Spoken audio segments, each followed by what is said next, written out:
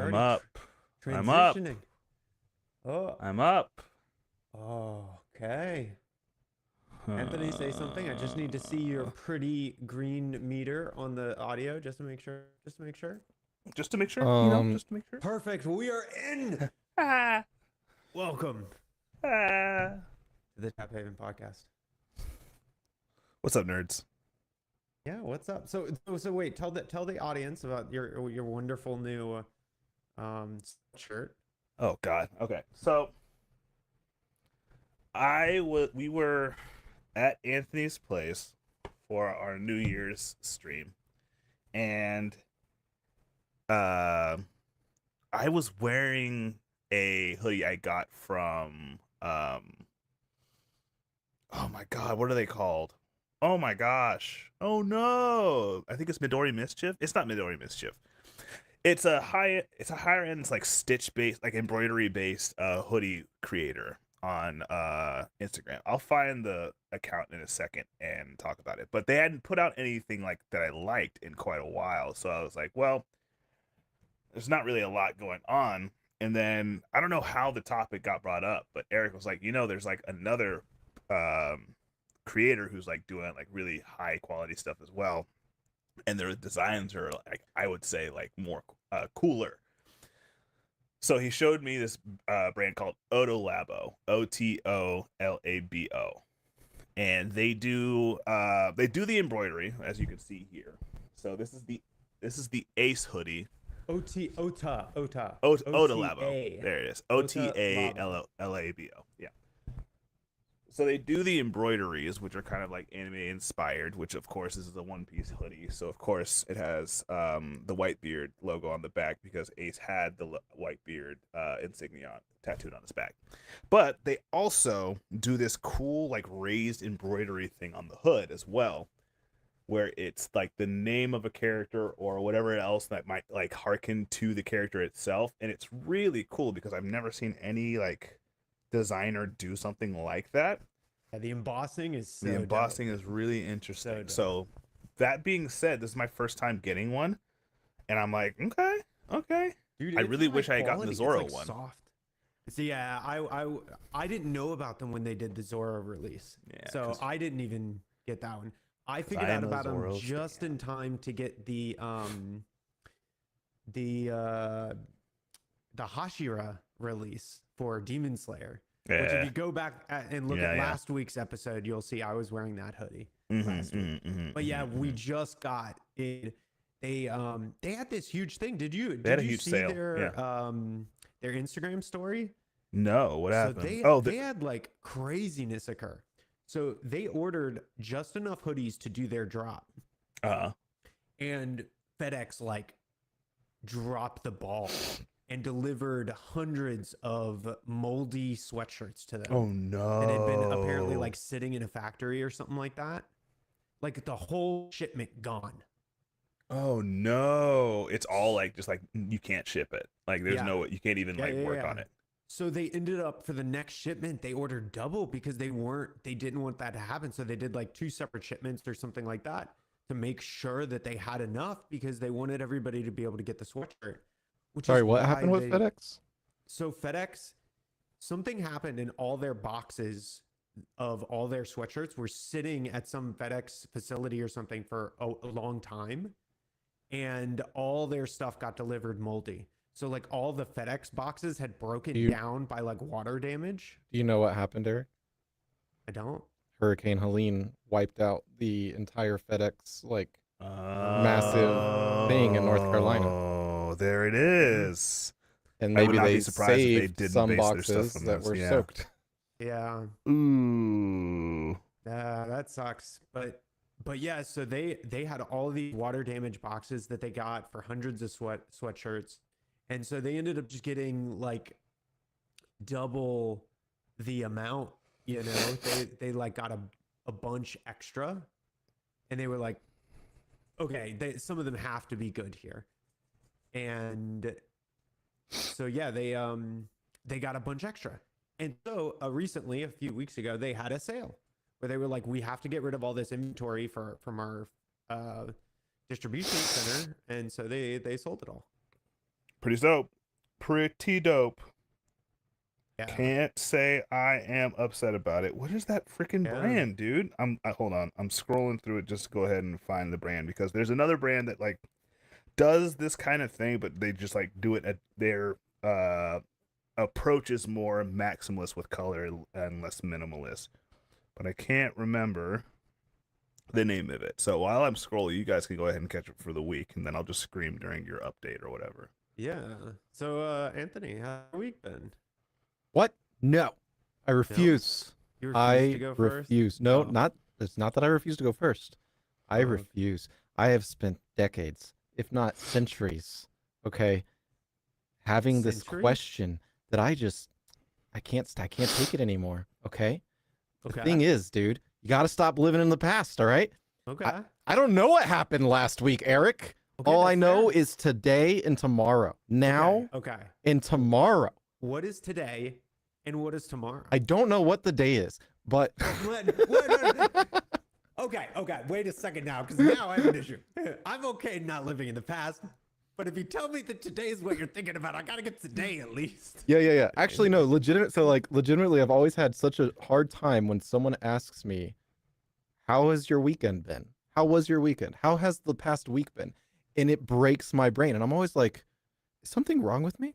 What then do you think about, like, in that question? Like, what comes to mind initially? Is it like a tip of the tongue syndrome type of thing, where like your brain just kind of goes blank when the question is asked, or like do you actually think, like, try to process it? Like, what goes on? it goes blank. There's nothing available because I am, of course, everyone thinks about the past.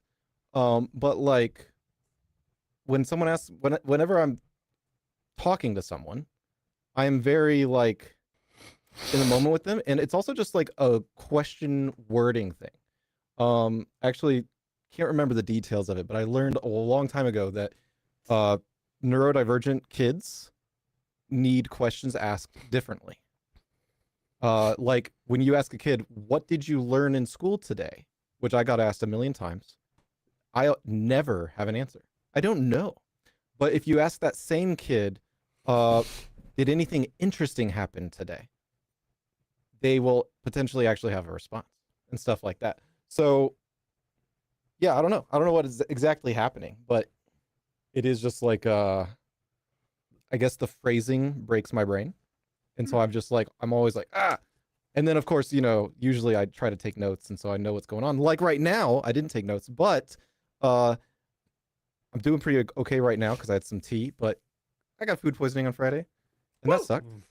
And it's been like not the worst food poisoning in the world, but it's like lingering food poisoning. So it's just like, Honestly, sometimes that can be the worst, because like even just a little bit, I don't know about y'all, but like that stomach sickness is probably my kryptonite. Like it like sucks. it just sucks. It is the worst. Nausea, like anything else, I'm fine. Like if I have my allergies are acting up, heck, I think if I like cracking a bone or like getting physically injured or something like that, fine, good.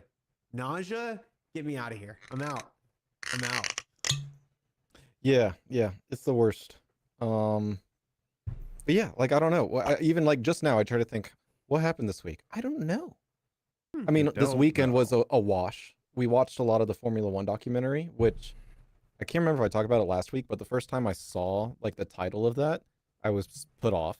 It's a bad title. It's like Formula One Drive to Survive. And I'm just like, I have a question. Okay. I have a question. Yeah. And I know you're in the mid-flow, but I feel slighted.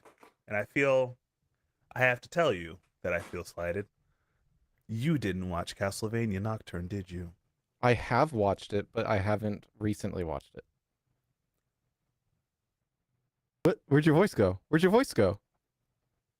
What? What? I told you So to watch season 2. we have started watching season 1. Look, it's been hectic, okay? Watched an indie documentary No, I'm just Okay, I go can ahead, go ahead, explain. go ahead, I go can ahead, go explain. ahead. I can Okay. explain. Okay, look, it's been a little hectic. First off, we watched the first 2 episodes of Solo Leveling. Freaking amazing. We went to watch the third episode, and we found out the dub isn't there, and we're depressed. Mhm. Okay, Wait, Super- really? They don't have the dub yet for it's like 2 Dub weeks lag is behind. 2 weeks. It's too freaking. So I'm like Oh. 2 weeks behind y'all, which sucks. That does suck. That does suck. And because of that depression, we started watching and finished the latest season of Demon Slayer. You finished But garbage. and we definitely would have gone to Castlevania next. But on Friday, we were talking to my father-in-law about Formula One racing a little bit too much. Actually, sorry, I was talking to him about it. Found out this guy raced in Formula Ford. Like, what? Mhm. I think for like 4 years or something. He's the insane. most interesting man in the world. I just Apparently, I don't think he's see real. Why you realize? I don't think he's real. I can't remember if we talked about it on the podcast, but he's done Demolition Derby racing. He's Demolition? You mean demolition? Demolition I was Derby like, racing. skin So not just like destruction? not just like the crashing into each other, but like the racing and crashing, and sometimes they do the cross paths stuff. Mhm. Crazy stuff. He did rally racing. He did Formula Ford. I don't know what else. I'm gonna find out. You know, who knows? I bet he raced rockets at one point. Probably. Anyways, so we're talking all about that, and then on the way home, Ash is like, you know, I didn't realize there was so much like intricacies to Formula One racing. Like listening to you guys, that was very interesting. Like, how far have you gotten in the show? I was like, I'm not far. Like, I'll totally rewatch it with you. Boom, she's addicted. Like, even right now, I don't know if she's still doing it, but when I came down here, she was playing the Formula One 2023 video game on the PlayStation. Not surprised. That is why we forgot about Castlevania. I could never do it myself because like those types of endurance things, like especially longer races and even Formula One, I could never do it. And like for me, my brain's just like not interested. But man, the stuff that they have to go through to do that is insane. Whenever I learn about like the intricacies of it, I'm like, that shit's hard, man. Like It you is. see the G forces, like they train with the neck thing. If you've ever Yeah. seen it, Yep, I've they seen that. attach this thing to your head, and they have to get used to like the G forces just pulling on their head because they can't lock down their head fully. So they have like G forces with their neck like constantly, and it's like insane. But for anyone curious, like, it's a really good show. And the biggest thing is like, I think at least half of the drivers came up from like nothing. Like, they're not all like wealthy rich people that have bought their way in. And then there are people that have either bought their way in or begged their way in, and they are the typical assholes. You know. And they're kind of shit, you know? It is what it is, you know? Yeah. Oh my god. It was good. It's a good story. What are we drinking today? Yeah, so I was actually gonna look this up because I'm curious. So we are drinking the Sato Shiki, which is a single grain Japanese whiskey. And this is where I wanted to fully divulge into the abysmal marketing that is Japanese whiskey. So most whiskeys that say they are Japanese whiskeys are not actually whiskeys that are From Japan? sourced, distilled, and from Japan. That's And so- misleading. A lot of things will actually just call themselves Japanese whiskey, but not actually be Japanese whiskey. And so there was a good site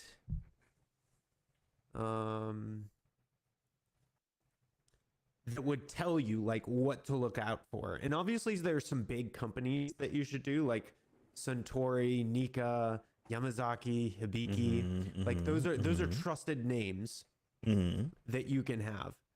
But you really have to kind of look up what, like, whether or not It is. Oh, is this it? Let me see if I can find it. 20. Oh, they haven't updated this graphic since 2023. So Oh, I'm hoping buddy. this is on it. But there is if you go to Nomunication, has a Japanese whiskey real or fake guide that can kind of tell you whether or not It's something is a real Japanese whiskey, a world whiskey, Or if it's a Nomu. or a full-on fake Japanese whiskey.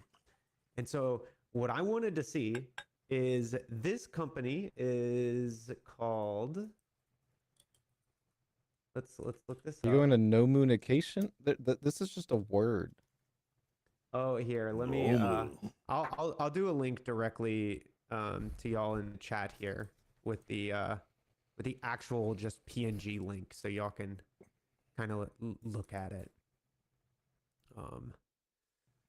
I did it. I did it in that. Jesus Christ, that's tiny. You can zoom in. It's Yeah, pretty I high know quality. I can, but what if I should? You know? Wait, did you only send it to us? Yeah. I sent it to What y'all. about I didn't have a chat open. people? I didn't have a chat open. I'm sorry. Holy people? moly! Are I'm you sorry, are I'm you gonna sorry. go ahead and share your screen? I was Words. sure. There it It was is. very long and skinny, and I didn't know how it was going to work out. Yeah, that Mhm. would. It's definitely a little bit. The chat was World neglected. whiskey. What does a according world to that. whiskey mean? World whiskey means that usually they're importing something from Oh, that looks Japan, or like they're getting wood sourced from Japan, or they're getting something off of the still in Japan and then importing it and aging it elsewhere. Sochu labeled as whiskey. That's hilarious. Yeah, isn't that crazy? Because there isn't a It's at the bottom. world body that actually determines whether or not you can call it a Japanese whiskey. Like nobody's going in and saying you can't call it a Japanese whiskey. Because of that, there are all these brands that are just flat out faking it, not actually Japanese. So what I wanted to see is, can we find this brand? It's not on here. What is in the middle? What do you mean? Are these like different things that they make? Are these the names of the drinks in the middle? Yes. So the left is the distillery. The middle is the name of the actual whiskey or spirit, because not all of these are even whiskeys, but they're called Japanese whiskeys. And the right determines what it is, whether or not it's a Japanese whiskey, a world whiskey, or a fake Japanese whiskey, or I don't see shochu it. labeled as whiskey. And so this is the problem. This list was last updated in 2023. This company Yeah. might be newer than that. I and have I a don't feeling know. it is. Because I don't see sek. I don't see satohiki. Satoshiki. Satoshiki. I don't see satoshiki at all. Let's see if we can look it up. Oh, it's made at the okay, this is good. Google says that it is made at the Sato Distillery in Japan. Sato. Do we see Sato? Sato Distillery No, in this Sato list? is not on here. So let me look up Sato Distillery because I know nothing about it. Apparently, it's on the Horikawa River, and the water is sourced from Japan. They have a 21-year-old Yeah, they're an old brand. I wonder why they're not on this Why are list. they not on here then? because it's a bad list. It could be. I just Could be a remembered bad route. seeing this list from back in the day. I don't have I mean, know the efficacy of it. All you need to look at is right here. And at this point, you realize this person doesn't know what the hell they're doing. Why? Oh God, what is this? What That is weird. what- Oh That is no, a so weird- so what it What? says is Yamazaki Distillery makes hibiki. They also make ao, which is Okay. the blue, and they make oh, what the hell is this? Dude, I'm telling you, yeah, it's Bro, Okay. no, there's no color coding of a line at all. Yeah, no, it's a Okay, I terrible was chart. trying to Terrible actually chart. explain, and they didn't actually shat the bed. I mean, let's see. literally, if they would have Oh, my moved stream is AO totally not up a keeping little up. My bit, bad. It would have fixed that I think they issue, could have yeah. fixed the problem. If like they could have just reordered it just mean a tiny ow? bit. Ow, Ow. Yeah. Oh well. it's weird. Chat This makes no neglected. sense. That was because he linked, tried to do a link in chat, and even though he's one of the moderators, it was like, no. no. I see it in every chat. What do you mean? That's because you can always see your own links because you can't see what was neglected by your own bots. What? Yeah, I've linked stuff in chat, and Nikoff wasn't able to see it, for example, and vice versa. But he could see his own links, and I could see my own links. Sus. Yeah, it's very Ash, weird. do you see the link, Ash? Ash, do you see the link? Well, it does look like there is some legitimacy to this. We might have a real Japanese whiskey on our hand. It is from the Sato Distilling Company. Looks like they're in Japan. You'd have to go in. She does see the link. Oh, nice. Nice. It does look like everything was kind of sourced locally. So let's try this. I am always excited for Japanese whiskey. I don't know what type of wood they use, but I absolutely love the Mizuno oak barrels that are very typical of Japan. Misuno. You don't Not know what? Suno. Misuno. Yeah, it's Misuno. What are you doing soon? Shut up. No. That No. is very fragrant. It is. So this is actually something I really love about Japanese whiskeys. They are always very fragrant. Fragrant. They are fragrant. Fragrant. We'll be right back, guys. I'm just going to put the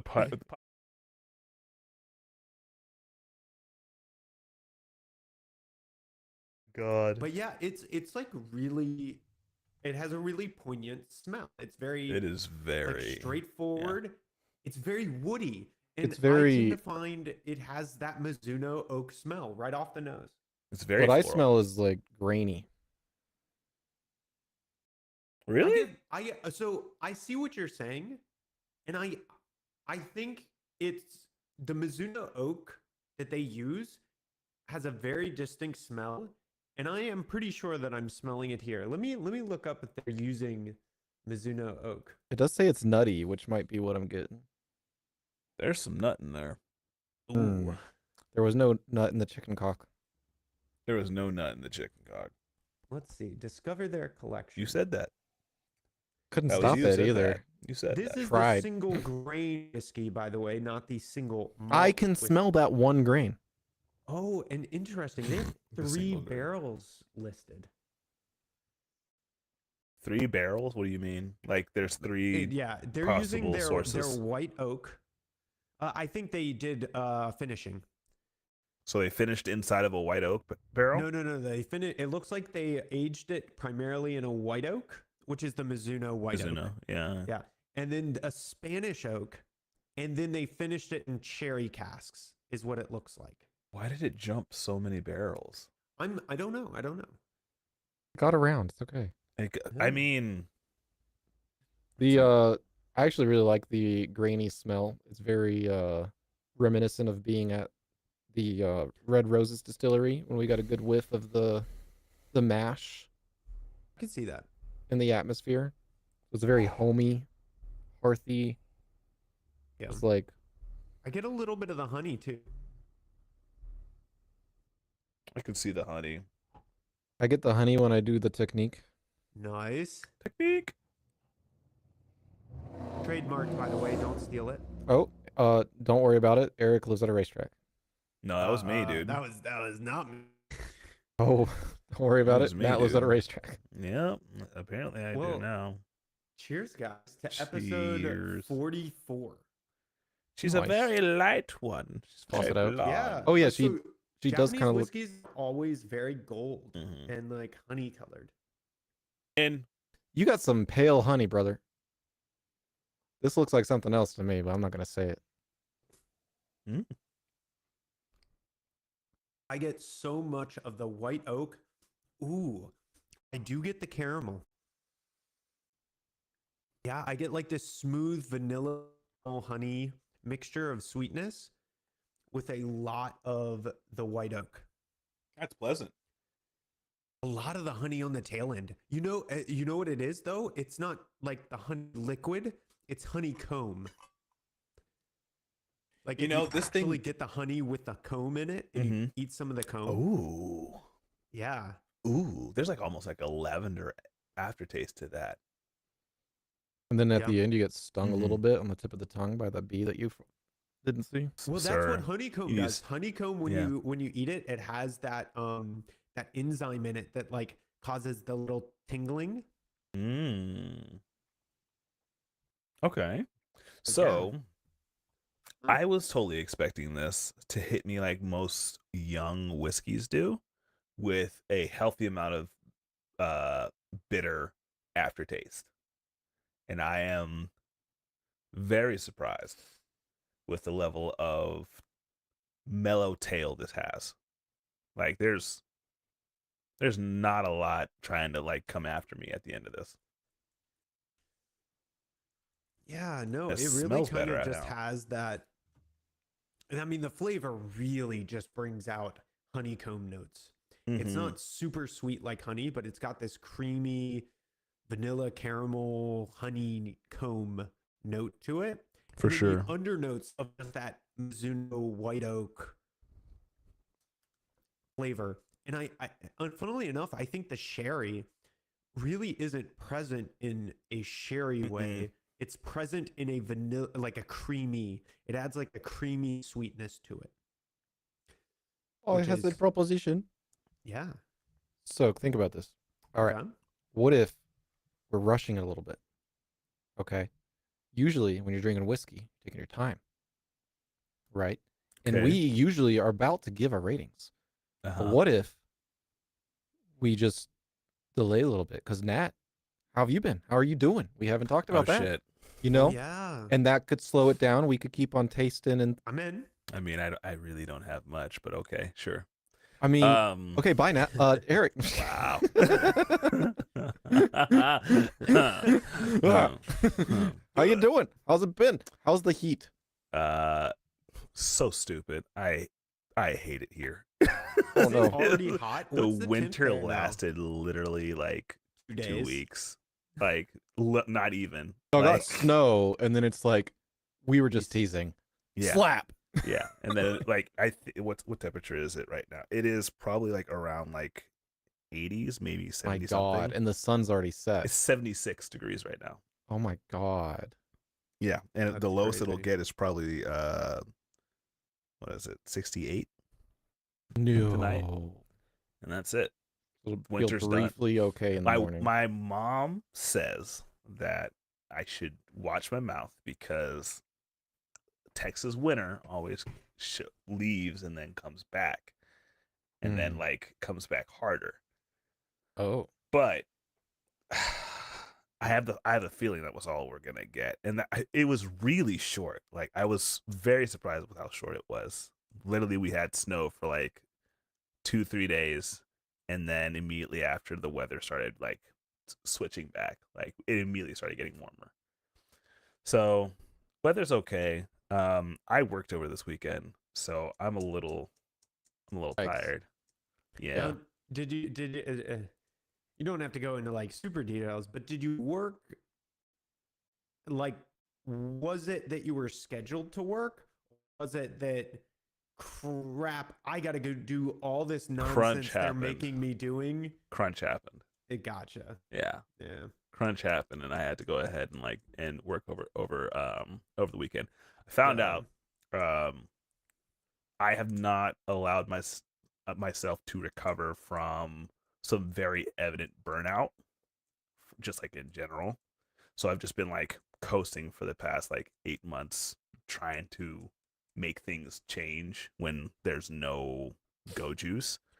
Yeah. And I think it was last week as I was grinding away at trying to get a task done before the weekend, trying to not have to work over the weekend, that I was like, I think I'm burnt out, because like I have no love for this, and I also have no energy to do anything else afterwards.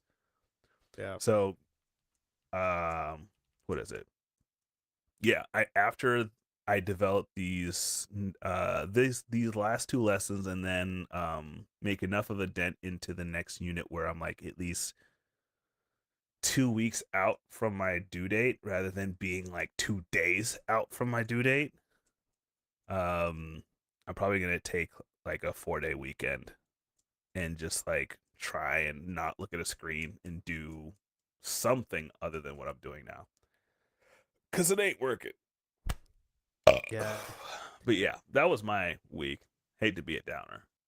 No, I mean that's the worst when like you have all of like this slow like just trudge through the mud type of deal, and it always every little bit like slows the build up, and then you get to this point where you're just like, Yeah. ugh. I did the what was it? I was trying to I realized that I was trying to do a lot before because I was already working the job at my old school and commuting back and forth from there. And then while I was there, I was studying, and then I would come home and I would study more. Yeah. And then I switched to this job and I tried to do the same thing, and my brain was like, absolutely not. Like you're going to have to pick one thing, and I'm shutting everything else down. Yeah, you can only do brain can only take so many bursts of things and be effective at it, you know? And that's why it's all about just optimizing effective time in the best way you can. And that's what you're going to get. You only get so much effective time during the day. And like, you can't just keep putting more in. Sometimes you have to have like sessions of decompression and back and forth. And like, well, I don't know if you know my family, but we don't know the definition of that. It is hey, it is excellence at all costs. Well, actually, that's not fair. That's not fair. hey, I'm gonna That's do more as I so. say That's in me. this case. That's me. That's me. I'm with you too. I hit something, I hit it hard, and I keep going. Yeah. I'm on that treadmill. But yeah, I other than feel that, you. I've been okay. I need to, while I'm on that topic, I did have a task that I wanted to finish today. I'm going to pre-order Monster Hunter Wilds today because I Ooh, let's realized go.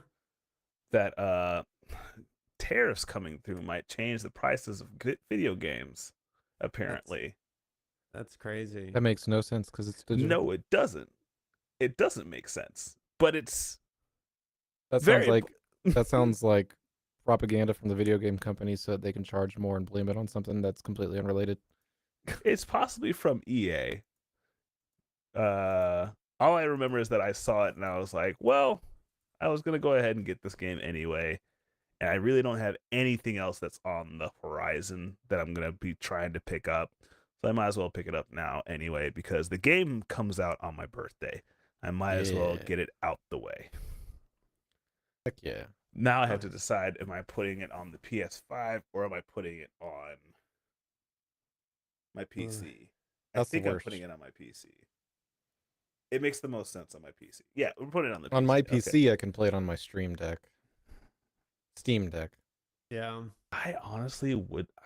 I would be interested to see how effective this game runs on a Steam Deck. It is really sad though, because the controller like haptic feedback is really nice. Though I've heard that it can work on PC, but they have to implement it, I guess. Mm-hmm. I So believe who that knows if they do. I'm worried about the optimization more than anything else. for sure. Yeah, Because so it'll probably play better on PS5. yeah. And That was honestly, another if thing. I get a new graphics card before then, maybe I just won't get, maybe the graphics card will be good enough to carry it through. But it all just depends on what the optimization is. Oh, Sugar Honey Iced Tea. February 6th, there's another beta test if you guys want to play. For This Friday. Wilds. Yeah. Sorry, Ooh, no, this Friday? Thursday. This Thursday. Ooh, I might install it just to see how it runs on my computer. Because if it runs terribly and I don't get a GPU before it comes out, then I won't really have a choice. I'll have to get it on PS5. Yeah. But I'm not sure because, like, man, I remember playing. No, I played this game on PC when it came out the first time with Wilds. I'm gonna stick to it because honestly, I feel like it's the one mode of playing that I know I can get to the most people that I know who play the game still. I used to have a group of friends who I used to play Monster Hunter with. Like, they pretty much got me into Monster Hunter, and is the reason why I have such positive memories of it. But I'm not sure if they're gonna play this one. Like, we haven't talked inside the group chat in like almost a year at this point. Guess what? And yeah, huh? Monster Hunter Wilds supports crossplay. Yeah, No, I believe that. Oh yeah, So you can play with everybody. yeah. Yep. Sick. Let's go. Okay, then I have no reason not to. So I guess I just have to buy the. What's the difference between the deluxe and the premium deluxe? Cosmetic. Yeah, probably. I hope. We hope just cosmetic. I'm gonna go ahead and make a safe bet and just get the deluxe edition, spend the $90, and be done with it. Fair. Okay, but yeah, that was my week. We tried to watch Severance on Friday and realized that we had already caught up. Wait, And then the weekend was just me working the entire time in There- between me going to work out. what do you mean? There was a new Severance episode. I haven't seen it on Friday. Episode 3 or episode 4? Episode 4 comes out this Friday. I thought episode 4 was last week, but it's this week. There was a new episode the past Friday. I got the notification. I did too. And I thought it was episode 4, but it's episode 3. And I didn't realize that we had watched episode 3 like either the night before as it was coming out. Like, I guess it got released early or whatever. Oh, on like a Thursday? Yeah. Oh. I don't know. But I remember watching it earlier and I was like, okay, cool. We're caught up and we're ready to go ahead and start on the episode 4 because episode 3 closes on a banger. I won't say anything, obviously, because you haven't watched it, but yeah. I have not. But yeah, Okay. continue to payment, place the payment, go ahead and just hit it, go agree, give me the game, So your take all my soul. money. Can I install the content now? Can I pre-install? Does it let you pre-install? I doubt I mean, they do have the beta, which would be the Oh, same that's file. true. Sometimes you have to like right click it and go to like the that You only little got- tab to get you the only- beta install. You only got deluxe. You didn't No, get it said premium game. deluxe. Game not. I got deluxe. But premium deluxe gets you more cosmetics. What's in the other? What are the other cosmetics? Well, they'll be released at a later date, so just don't worry about it. You also get a premium bonus. I that makes I'm my not. soul I'm. sad. I'm not. I'm not. I just can't. I can't. You're already halfway there, living on a prayer. Dude, it's too much money. Like I'll pay $100. I'm not for doing the it. game already. I'll only I'm do the done. 70. I'm Yeah, done. I'm in for the done. 70. That's I'm where gonna I'm get at. the 80 and we're good. But yeah, I have no other notes. That's all I did for this week. No further Nice. questions. No further questions. How about you, Eric? Did you see any weird animals lately? Weird animals. Yeah. Did you see any very strange animals that probably shouldn't just be walking around in a park? Oh my gosh, I can't believe you saw that. Yeah.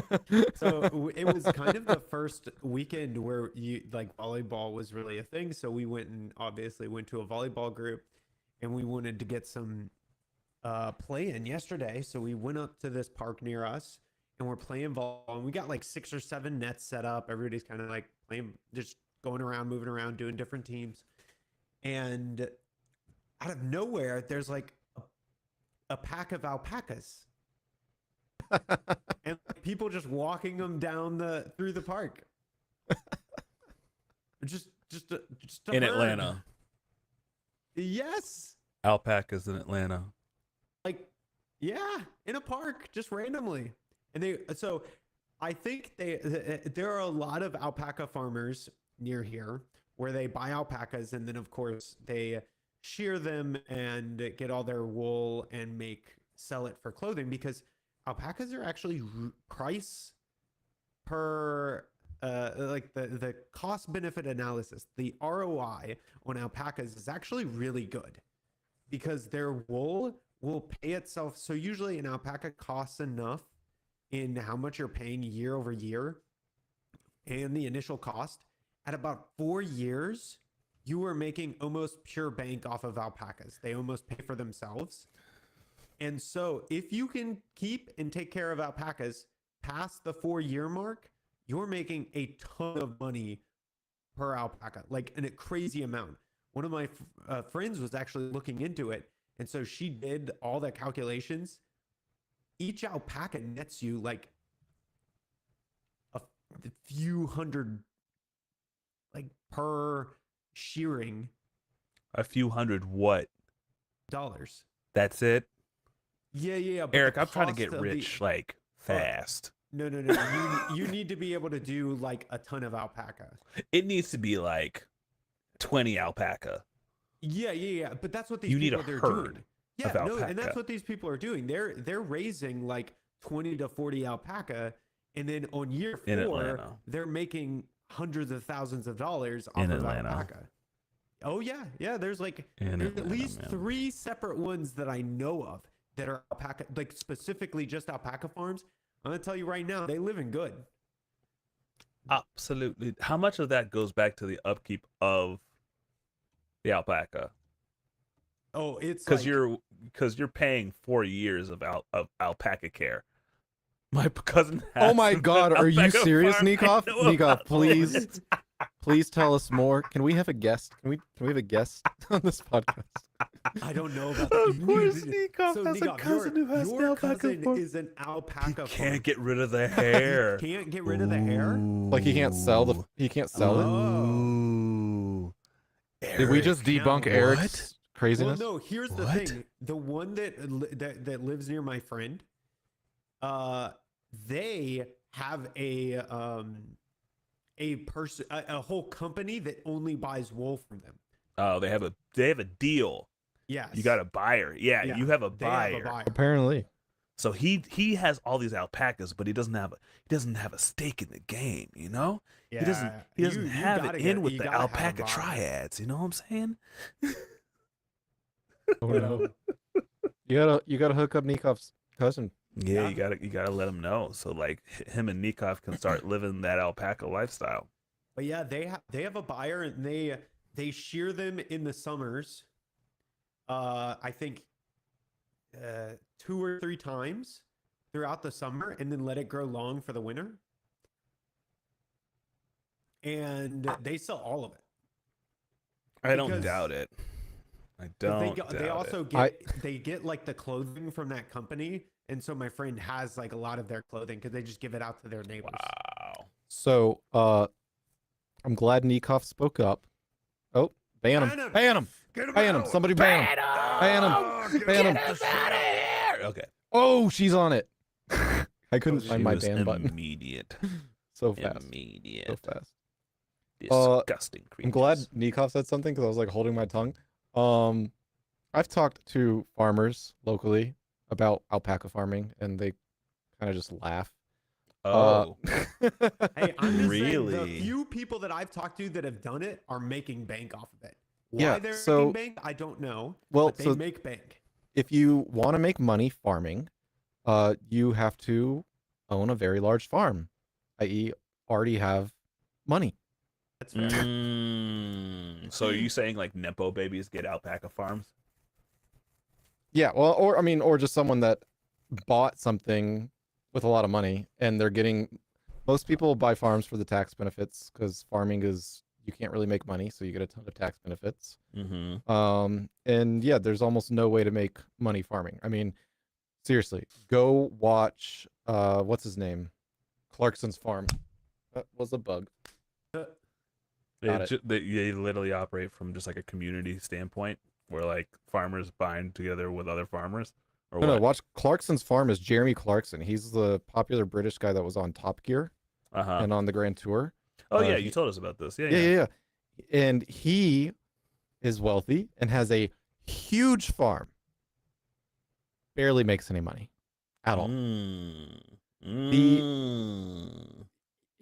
You do not get into farming to make money. You get into farming to take care of the land, to enjoy it, to like just do it really. Like it's not You become a farmer because you want to become a farmer. You don't become a farmer to make Yeah. money being a farmer. yeah.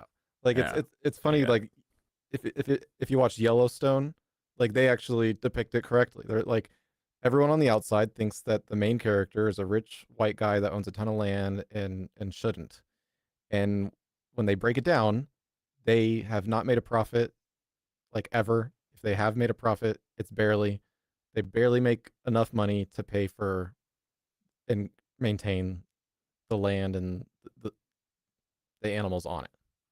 So it's just like, it's weird. It's kind of weird when it comes to like the industry that feeds us just gets like, completely Absolutely shafted. Yes. Yeah. Yeah, it's nuts. I'm not surprised. I'm just And even the super disappointed. profitable ones usually require and this is what I imagine for alpacas too, like the time cost investment of like making it that 4 years and buying all the alpacas.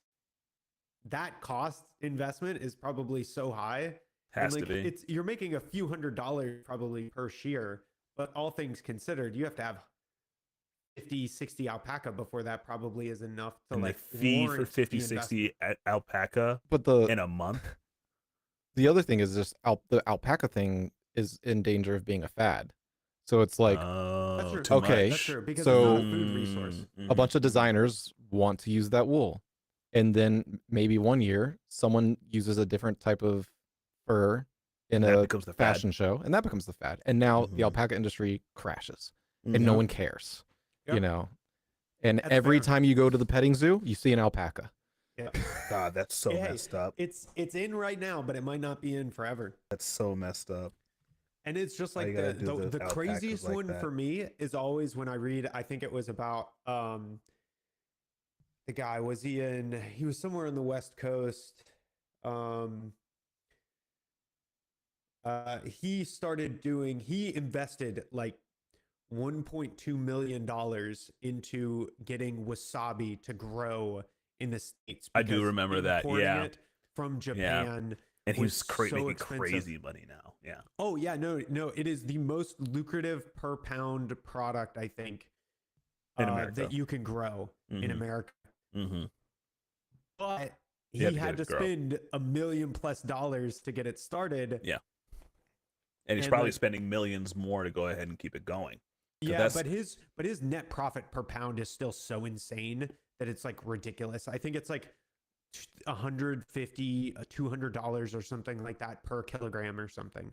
Like it's an insane amount of I profit. on wonder that. how much that wasabi actually product. grows from per yield, though. You know? Oh, he gets a Okay, guys, ton. that's a good reason to watch Clarkson's Farm, because he knew about that and he tries to grow wasabi. It does not go well. Oh, it's the Maybe it hardest plant does, to- maybe it doesn't. Yeah, Anthony, I don't I'm know not about gonna Clarkson spoil Anthony, it. we all know that it Yeah. doesn't go I don't well. know about There's Clarkson information Farm, on it. but it is the hardest plant to grow in the America climate for sure, America's climate. which is why it's so expensive. So Well, I mean, like, we have a pretty wide biome. Is it specifically in certain areas where it doesn't grow well? It has to do Soil it's- pH? We're talking like 6 years since I've seen this documentary, but like You yeah, it has need to do the with, like, perfect soil stuff Amount and- of water. yeah. You usually plant it right next to like a creek that Mhm. isn't too much wetness and isn't too little. So it is a weird, perfect balance. Yeah. But they Is it did sun- grow is it some. sun They sensitive? did grow some. Is Oh it- yeah. It's I mean, is it possible to sun grow, just sensitive? very hard. Where I Um, saw them growing it, it looked very shady. So maybe Mm. Let's see. it's a Interesting. weird one. But Interesting. that is the neat thing about Clarkson's Farm, is because I mean, it's a huge farm, so there's a whole huge variety of different things that he grows and sells. Like malted barley is one, and it's neat to see like 200 acres. How much does that sell for? $2,000. What? Yeah, that's crazy. What? It's so weird. That's But why so many of them go into the alcohol business now, because if they're doing like wheats, rye, barley, because they're like, why are we selling this for such a low price to alcohol consumers when we can just turn it into alcohol ourselves and sell the alcohol for a much higher profit per yield? Like, yeah, I think the hard part is, unless they're able to get like a loan or something, getting to the point where they have enough money Yep. wait for the alcohol to be 100%. sellable. Because and they have to deal with all the regulations and everything else, because the regulation Bless you. tape literally exists to push farmers like that out of the market, because big alcohol doesn't want them to start their own alcohol because they Mhm. want to keep in charge. They want to be getting that stock. Makes sense. People who have money want to keep money. Yeah. All right, what are our ratings for this whiskey there, boys? Well. I'm so glad you asked. Mm-hmm. Before I It's start simmering. wetting my whistle on Was that your rating? Wait. Was that the rating? Was it simmering? Or were you simmering in thought? Like, what was the Go ahead, keep badgering him though. You see, you started. You have to keep going. I see. You I have see, to I like see. you have to hit a flow, and you have Was to it just like- keep going. Like what That's I'm pretty doing good. now. I'm That's just gonna pretty go. See there, right there. Wait, right what there. was it? Was it? That's pretty good. Okay. Yeah. That's pretty good. Mm-hmm. Mm-hmm. Okay. Mhm. I like it. Mhm. It's a little it's surprisingly warm, like a lot of feelings for being, I think, only 42%. Yeah. Right? Is that right? I think 42% it's also on the 43. 43. So it definitely punches above its weight class. Mhm. It's got a lot of flavor and it's very consistent. It's got that grainy, just nutty caramel, honey, oaky goodness. The and it doesn't change. Really, it stays the same. It's reliable. It's good. It'd be a good father to any baby. Wow. Wow. You really did Um, that. Yeah. Yeah, it's not crazy. It's chill. I think it's a good like 5 out of 10. 5 out of 10. Okay. Nice. Yeah, I mean it's a good whiskey. Is it a daily Would you? drinker? Yeah. Would you daily drink this? Sure. Why not? Sure. Nice. No, it's too And wishy-washy. what would I you don't. pay I don't for trust you No, I like it. I would drink it every day. if it was cheap enough, because that's how I am. So what would you pay to make this a daily drinker?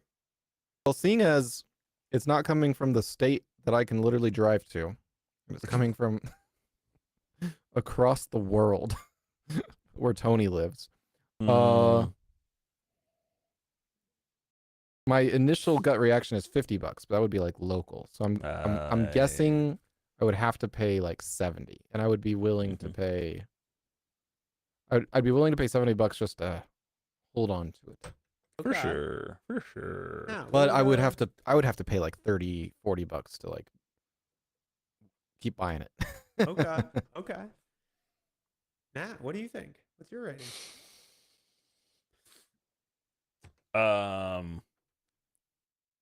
Feelings on it. I was expecting this to be a lot more muted when I first smelled it, because I've had experiences with Japanese whiskey where I'm like, it tastes like rice wine. Like it's either too sweet or it's too bitter, and it's just there's nothing. It hasn't hit that harmonious note that they keep bringing up when they speak of Japanese whiskey. It's always like this harmonious existence of the spirit of alcohol with the floral notes of the environment and the I don't know, the foodstuffs that the culture would imbibe with while around that environment. And I didn't get that from Japanese whiskey until today. Nice. You So- remind me that this is the first Japanese whiskey that tastes normal. Yes, this is the first one that we've had that has not like tried to like send us too far into the florals or too That's- far into the whiskey taste. This sits Right in the middle. straight in Yeah. the middle, which is a special thing. Like I'm finding now that being able to not stay do on the something balance beam. to there. stay on the balance beam is Yeah. like a big thing. So I'm going to give this a 7 Wow. Ah, there we go, because there we go. I think that more whiskeys like this are going to follow this trend. So I I'm think- just taking a stab at this. Yes on the Daily Drinker. Oh yeah, I daily drink this for sure. Nice. What would you pay for It's it? almost like one last note before I give you the money. Okay. The money. It's like drinking a tea, but like I know what not- tea you're talking about. yeah, it's I can like see that. drinking a tea, but like one that makes you want to experience more than just like the actual drinking of warm water. It's like the warm water. It's the whole like putting you in a position during a certain time of day. It's putting you in a memory, whatever it is. It's evoking something, and I think that's a special amount of work that they've put into this. So I'm gonna give it a 7. I'd pay $100 for this, Okay. I like it. and I would probably hold on to it. I would say it's a daily drinker. I would not make it into a daily drinker. I would like bring it out I for see. people who are like, hey, it's a rainy day outside and like something has happened in your life, and it's just like, hey, have this, sit down, chill, read a book, do whatever it is that you need to do to like kind of recenter, and then have like a moment of, I don't know, some form of like out of mind thinking. Like you're not thinking about what's going on. You're thinking about where this is taking you. Gotcha. Yeah. Man, I'm on a very similar page. This is just a very pleasant little whiskey. The honeycomb note is very unique across whiskeys. You don't often get that type of flavor going. And it like Anthony said, it's very consistent, just across the board. While we were sipping and talking, it never really changed its flavor. It always hit the same. It always lasted the same. It didn't become bitter. It didn't become too sweet. It kind of just stayed in this nice middle, enjoyable area. I really have to agree. This is kind of I want to say this is I'm going for the half. This is like a solid 5.5 for me. Okay. Solid 5.5. And I would totally daily drink this. And the part that really just puts the cherry on the milkshake here is I can get this Eric- at a local Total Wine for like $42. Sick. Let's Are go. you serious? That's awesome. Yeah, it Dude, looks like Eric, yeah. They put another cherry on my milkshake. You want Yeah. it? Sorry, when he said that, I just remembered like 1,000 times that we've been to Chick-fil-A, and I go whoop, and he takes it. Like sometimes he even took it before I even gave it to him. He Well, just I knows. knew. No. He Wait, just no, knows. remember, No, I knew no. you didn't want it. I knew. Yeah, you no, I didn't know. want it. No, I didn't mind at all. It's just like the number of cherries on milkshakes that I've given away is insane. 100%. I can't let this go to waste. Oh, Yes, I can this put is back why- some of those cherries. This is one of the reasons that my wife is my wife, because Ash also will eat the cherry that I don't Hey, eat. There you She's go. like, "Yep, that's mine." Disgusting. Cherry can't eat is 'em. cherry is disgusting. Yes, I Just agree. putting that out there, man. Have you had real Oh. cherries though? Not the candied stuff, like a real, just like fresh cherry, just like a grape. Yeah. It- Like it with the tastes, pit in it and everything. Yeah. It I tastes think like so. Yeah. a grape Yeah. that is just different. And in that, I was like, oh, cherry tastes good. Cherries that show up in our day to day, not one that Yeah. you sought out and went to like a Japanese market or some Yeah. kind of farmer's market to go ahead and get. Tastes like sin and death. Yes, it's so gross. It's Oh, weird. I love It's them. disgusting. I want all of them in my body, They're not supposed to be that red. and that's exactly what makes them so Ew. scrumptious. Ew. That's the reason why you have issues sleeping. That's I the want reason right there. I want all You of eat the red color cherries. food coloring. Let's go. Oh my god. I bet they're freaking black and they just fill it with whatever it is that they need, and they have it sit in the fridge so it permeates. I actually do not know the I am sure and it's not good, but I do. I know they soak it in syrup a long time. But They do. yeah, so I'm just this not a is sweet this is thing like- anymore, guys. I am.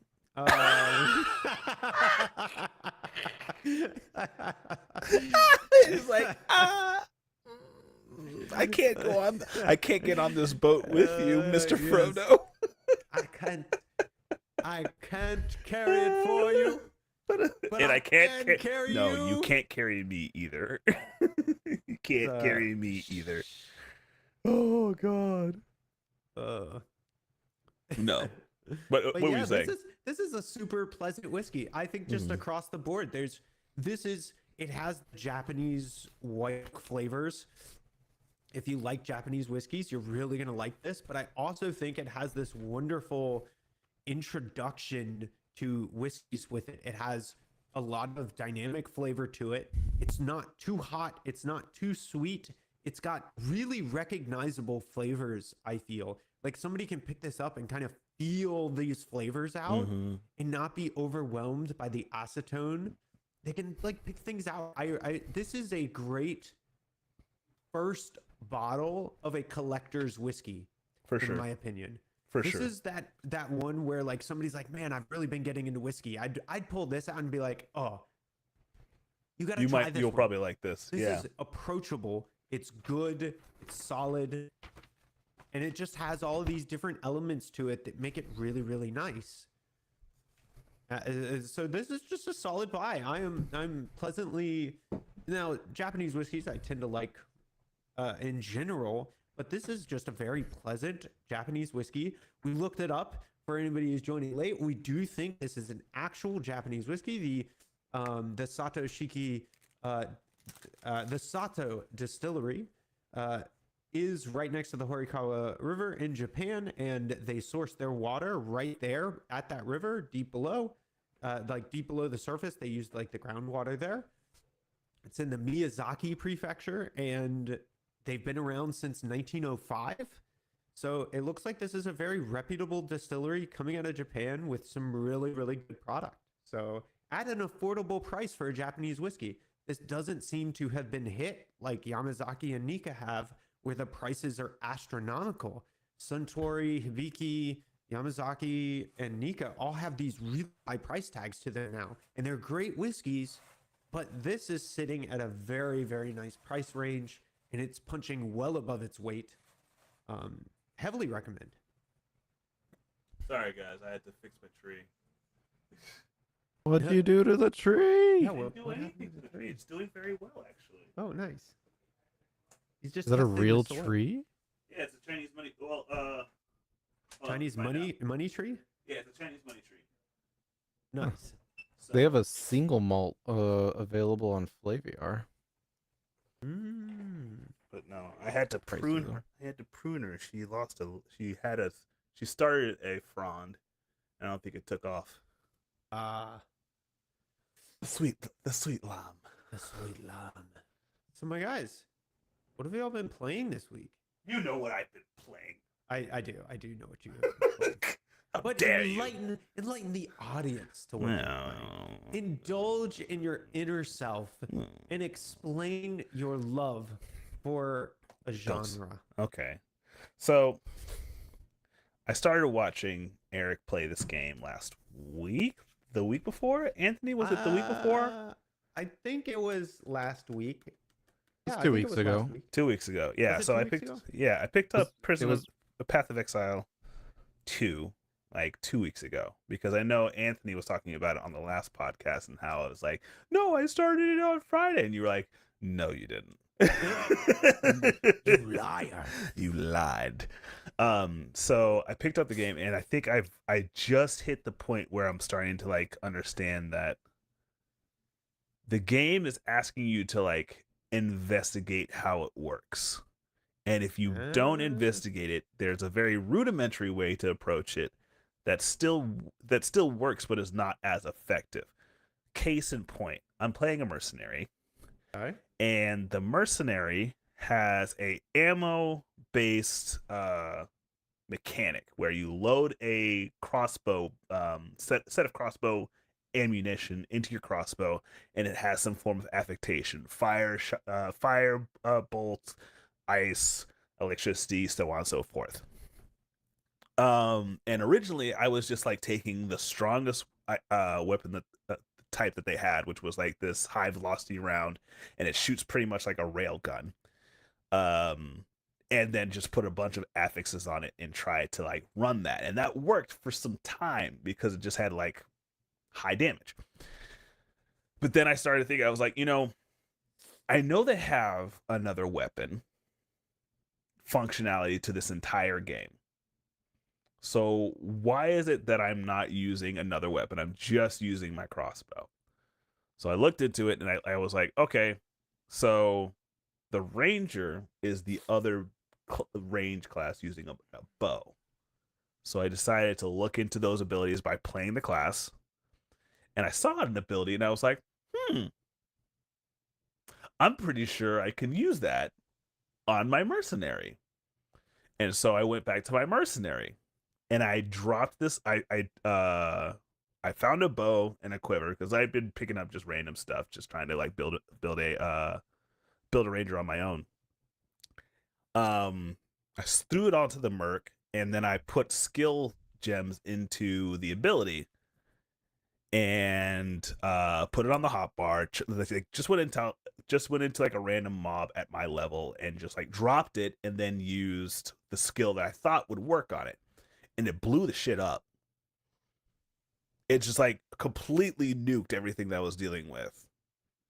So kudos for the game giving me like that investigative, like, yeah, did you use the weapon set passes? No, I have not. So like, I know that there's layers to this. Dude, that is I know what that there's love layers to it about Path of Exile 2, man. That is Yeah. what I love. They really did such a wonderful job of guiding you down a path that works and can take you through this entire experience with little to no friction. Mm-hmm. But they kept all of the complexity there for the people who are interested in it. Because I'll And tell if you, yeah, go man. searching for it, it has these feel good moments where you're really not losing anything out by not doing this thing. But you if are. you find them, But you are. But like from an experience perspective, it really doesn't. Like if you were to play the whole game not knowing that, you wouldn't feel bad about the experience. It's just that finding it gives you these exploration, feel good pop off moments that add more excitement to the game. Yeah. And so it's just like an onion or like something that you just peel away at the surface and it just gets Everlasting more gobstopper and there, more bud. layers, Yeah. right? Yeah. Did you use the weapon set passives yet?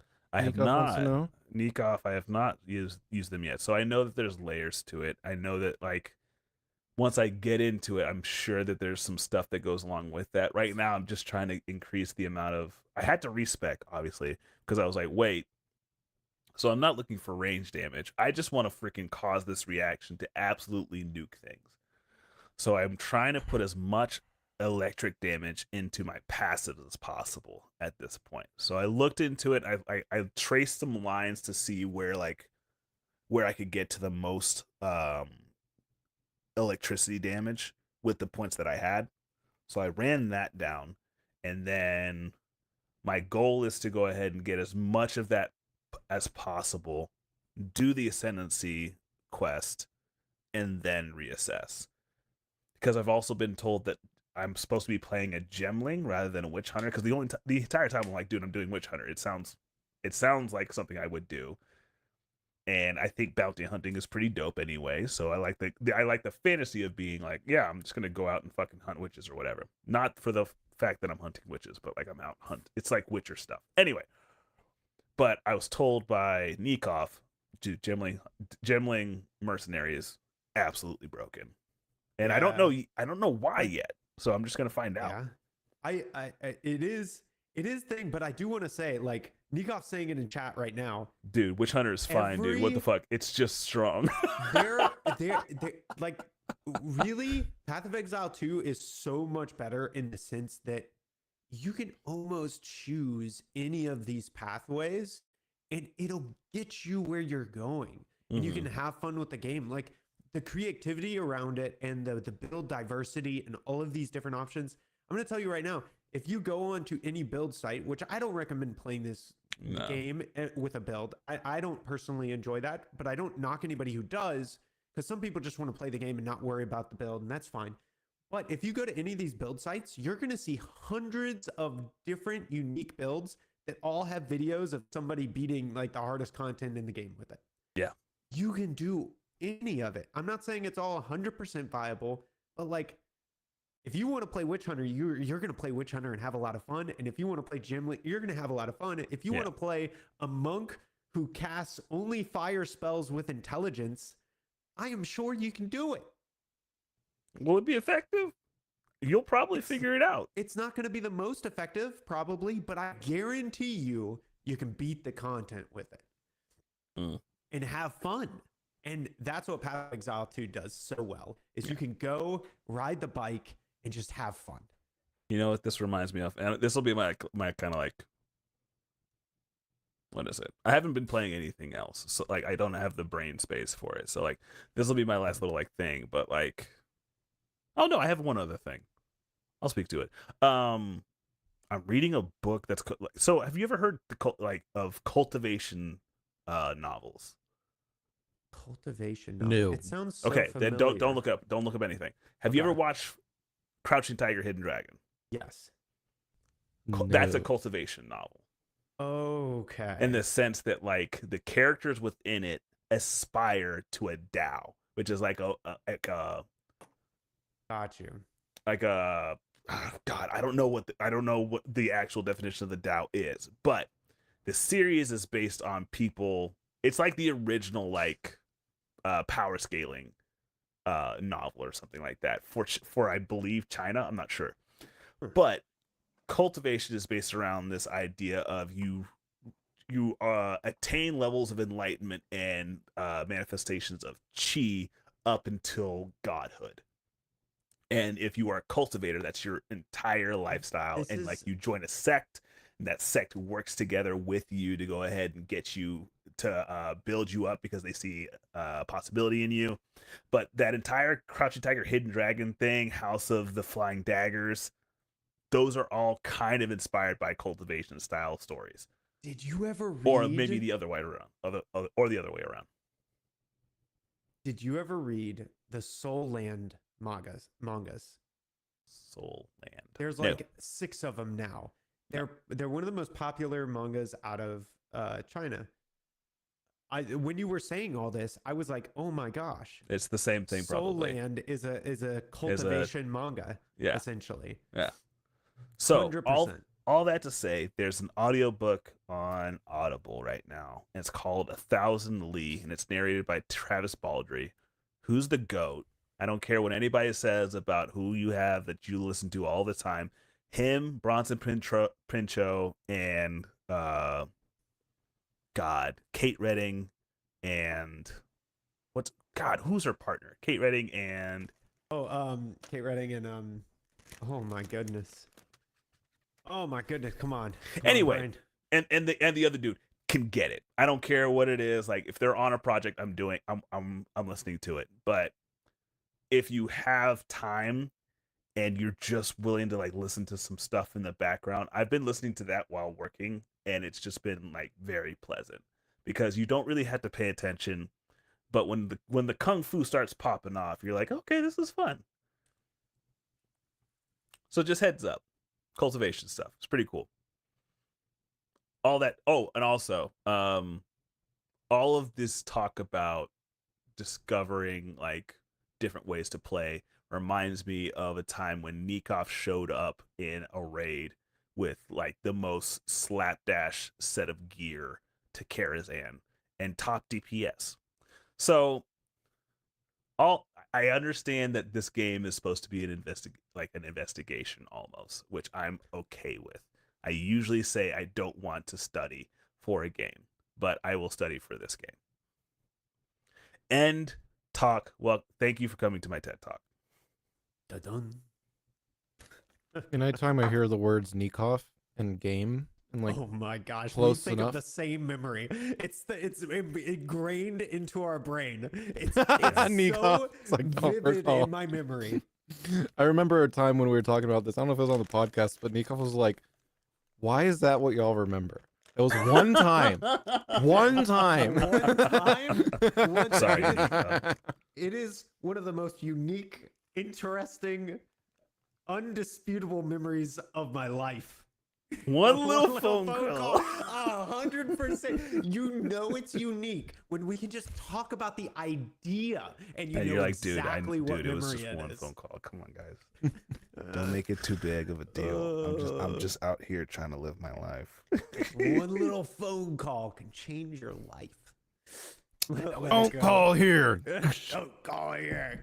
Oh my god. So good. Fucking amazing. Epic. Anthony, Legend. what have you been playing this week? I did play a little bit of Path of Exile, but not much because I've been waiting to play co-op with Ash. So I played That's the fair. Sorceress. And then I started a Warrior. Yeah. Warrior was a little dull. Yep. So I didn't keep playing it. The Sorceress is really OP when you get the Ice Ball. Yeah, the Ice Nova? Yeah. No, the The Ice ball, Bomb. the exploding bomb. Yeah. She made the first boss in the maggot layer insanely easy. By comparison, I mean it still took a while, but like I didn't even die once. I didn't know what to expect, of course. It was the second time, but like still. I actually got a legendary off of that boss, and it was a shield. And I was like, oh, well, that sucks. Like, obviously, I'm not going to be able to use a shield, and my monk probably doesn't use a shield. And I guess I could create a warrior, and then I identify it, and I look at it, and it says, gives you an energy shield, and it's tiny, and it gives you mana, and it gives you... I'm like, wait a second. This is a mage shield. What? Yeah. Mage shield? And then you put it Never onto your heard of secondary such a set.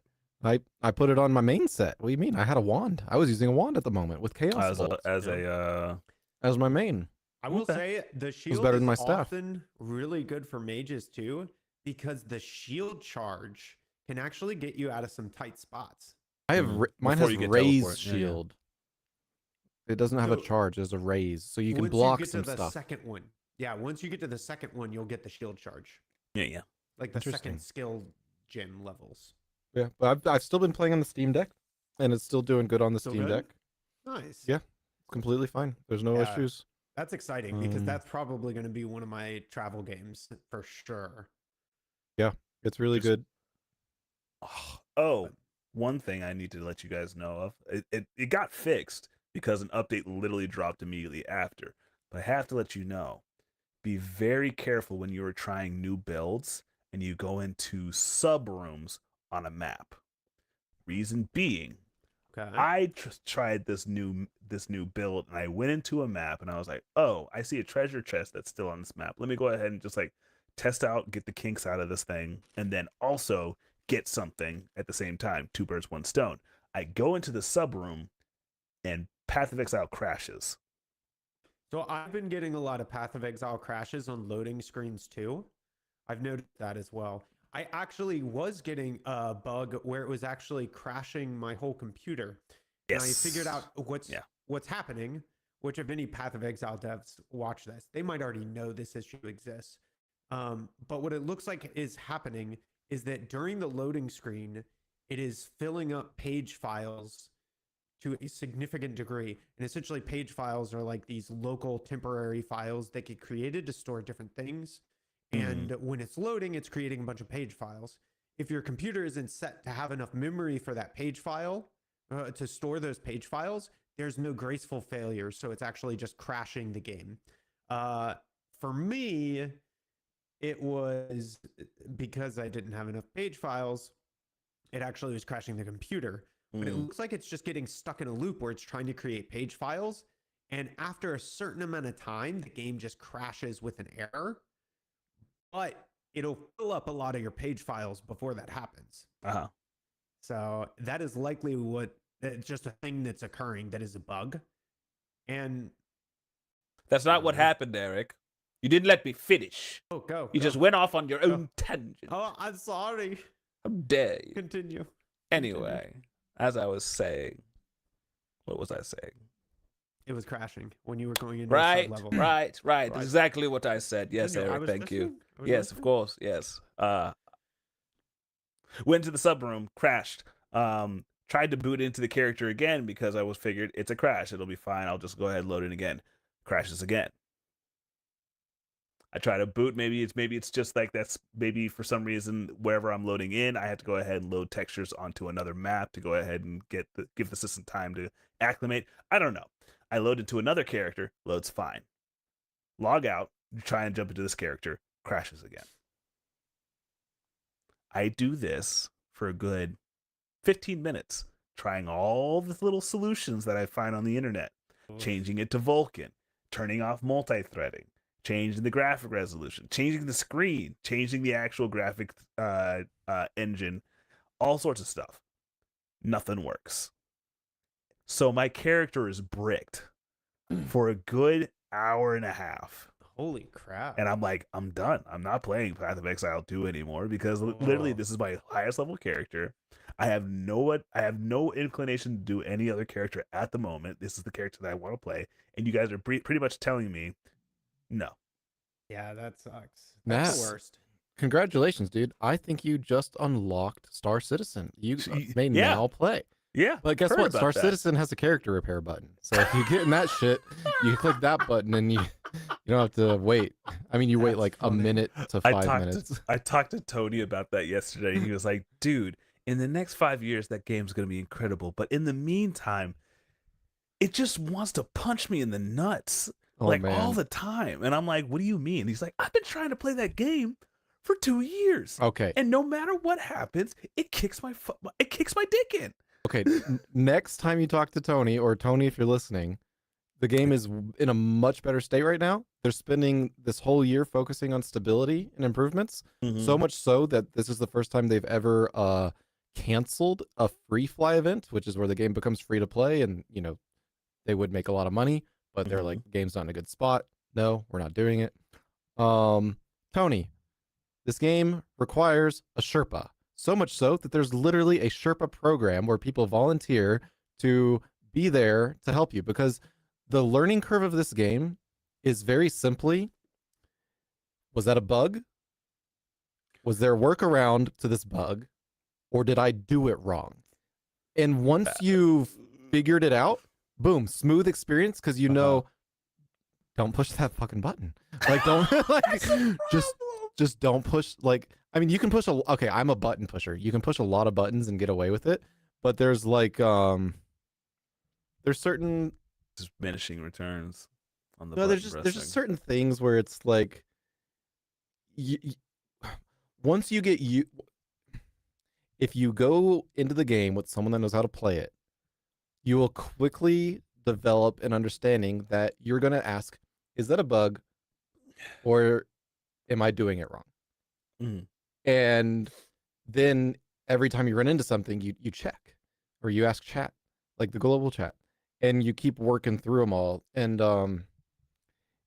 ultimately, it's like there's certain things that we all take for granted as gamers that play games that are finished, like spam clicking on things. I mean, literally Hearthstone is like, yes, spam click on this. It's satisfying. Do it. Do it. Don't spam click outside of Star Citizen. But like any dev, Eric will definitely know. Nat, you might have come across this, but it's kind of like unique. I definitely didn't learn about it in school, so it's pretty rare. There's a thing called debouncing, right? Yep. So when you spam click on a button, every time you push that button, something is happening. Mm-hmm. People don't tend to realize that, when nothing happens, well, it just didn't work. Push the button a million times. Guess what? You just sent a million requests to the server. Mm-hmm. If you don't debounce that, which is a thing where you have a freaking bodyguard saying, no, you just asked for that. You have to wait a minute. No, you just asked for that. You have to wait a minute. Well, people will just go and spam buttons in games like Star Citizen, and they probably don't have debouncing. So there's like things where it's just like the server's getting killed because you're like, it didn't work. The elevator should be here. Push the button over and over again. And it's like, actually, that server is now dead because you did that. So just switch servers. Like you killed it. You've literally killed the server. You killed it. And like, I was multitasking and playing the game the other day. So I didn't want to leave server just in case, because I had like a lot of money to sell for. Actually, no, there was 500,000 worth of goods like right outside the station, but I couldn't get out because the elevator wasn't working. And I was like, I'm just gonna see if Bro. this ever fixes itself. Bro. Like everyone runs into the elevator issue right now. That's the main reason that they delayed the free fly event or canceled it. Because like if you can't get to your fucking plane, you can't play the game. It actually fixed itself eventually. I was like, oh, cool. And like I got all my stuff back, and I got actually like 1.5 million worth of goods. Fantastic. How long did you have to wait? I don't know because I was multitasking. It was probably 30 minutes. Okay.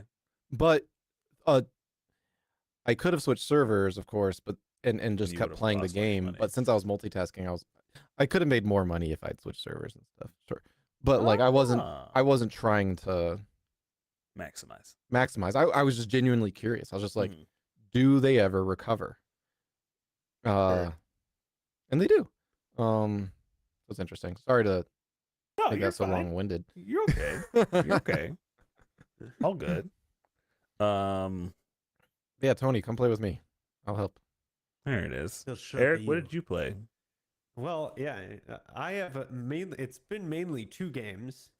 One was the Path of Exile 2, which follow along my journey on that. I have officially beaten the main campaign, and so I've switched to my hardcore character, and I am going to create the Flame Titan, who is a Titan warrior that only has energy shield and casts fire magic.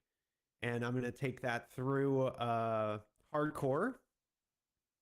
And I got almost through the first act, and I have died once. So now I'm refarming the unique that I need to make this work. And all that is in my YouTube videos and all that kind of stuff. So you had to start over, right? Yeah. Once it dies, you have to start over. So I had to start over my character.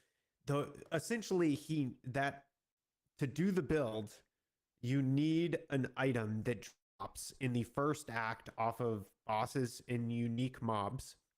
And the easiest way to get it is to actually farm the first boss in the first area. Okay. Like the tutorial the worm. boss? No, the one right after that. No. The witch in the first area. Oh, okay.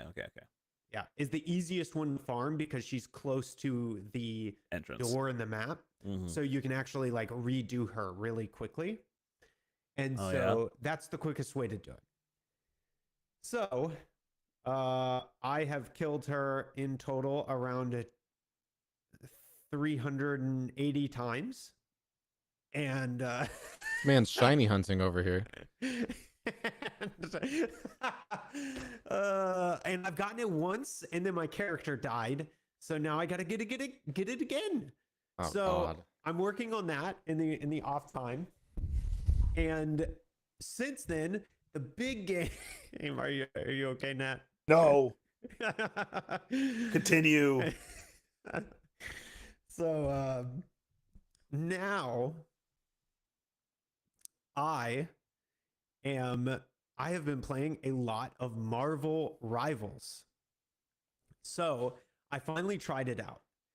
Garbage. And you're a garbage creature. You're an absolute garbage piece of poop. Man, you're the reason why we're gonna have a 50 billion freaking global agenda games from every single freaking AAA developer for the next 5 to 15 years. You're probably right. The reason. But here's where I'm going with this. You're the reason. Back in the day, I played Global Agenda. If you don't know what Global Agenda is, look it up. It was one of my favorite games. I have like 4,500 hours in this game when it was live. I played the crap out of that game. And I loved it. I loved the mechanics. I loved how it worked. It was one of my favorite games. Global Agenda? So, yeah, Global Agenda. And then Hi-Rez killed it. Literally turned off the servers. Overnight. Crazy experience. It sucks so bad. I hated it. And we didn't get anything that was anywhere close to... Get him out of here. Get him out of here. Get him out of here. Ban him. Disgusting. Oh, that's on Mellow Kings. Got him. I got it. We're all mods. So... I played Global Agenda, and then once that was gone, I really did have like this this itch to play that style of game that I never really got to experience again.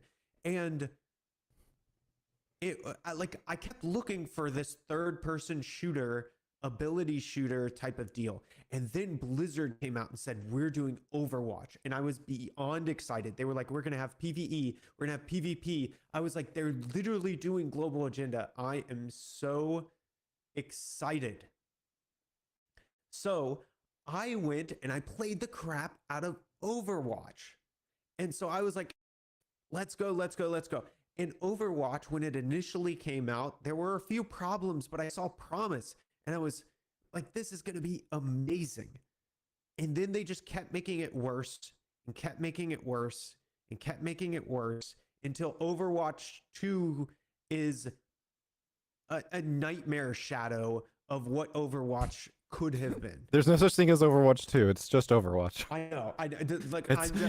It is a lie. I know. It's They madness. lied. It's madness. And so when Marvel Rivals came out, I actually had like some internal disdain for the game. Like I actually actively was like, I'm not getting roped into this style of game again. And then more and more different people kept bringing it up.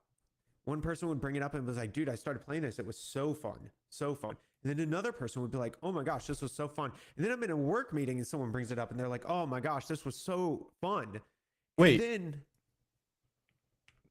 Sorry, maybe I shouldn't ask who. yeah. I was gonna say, I can tell you off stream. I can tell you off stream. Sorry, I was like, who?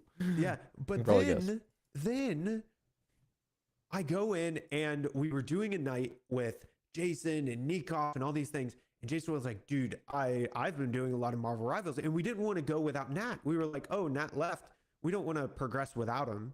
So we were like, let's just leave our characters and we'll come back when Nat's back on. I was like, cool, I'm totally down for that. And I was like, I've been wanting, like everybody keeps bringing it up. You would dare blame my absence on this debauchery.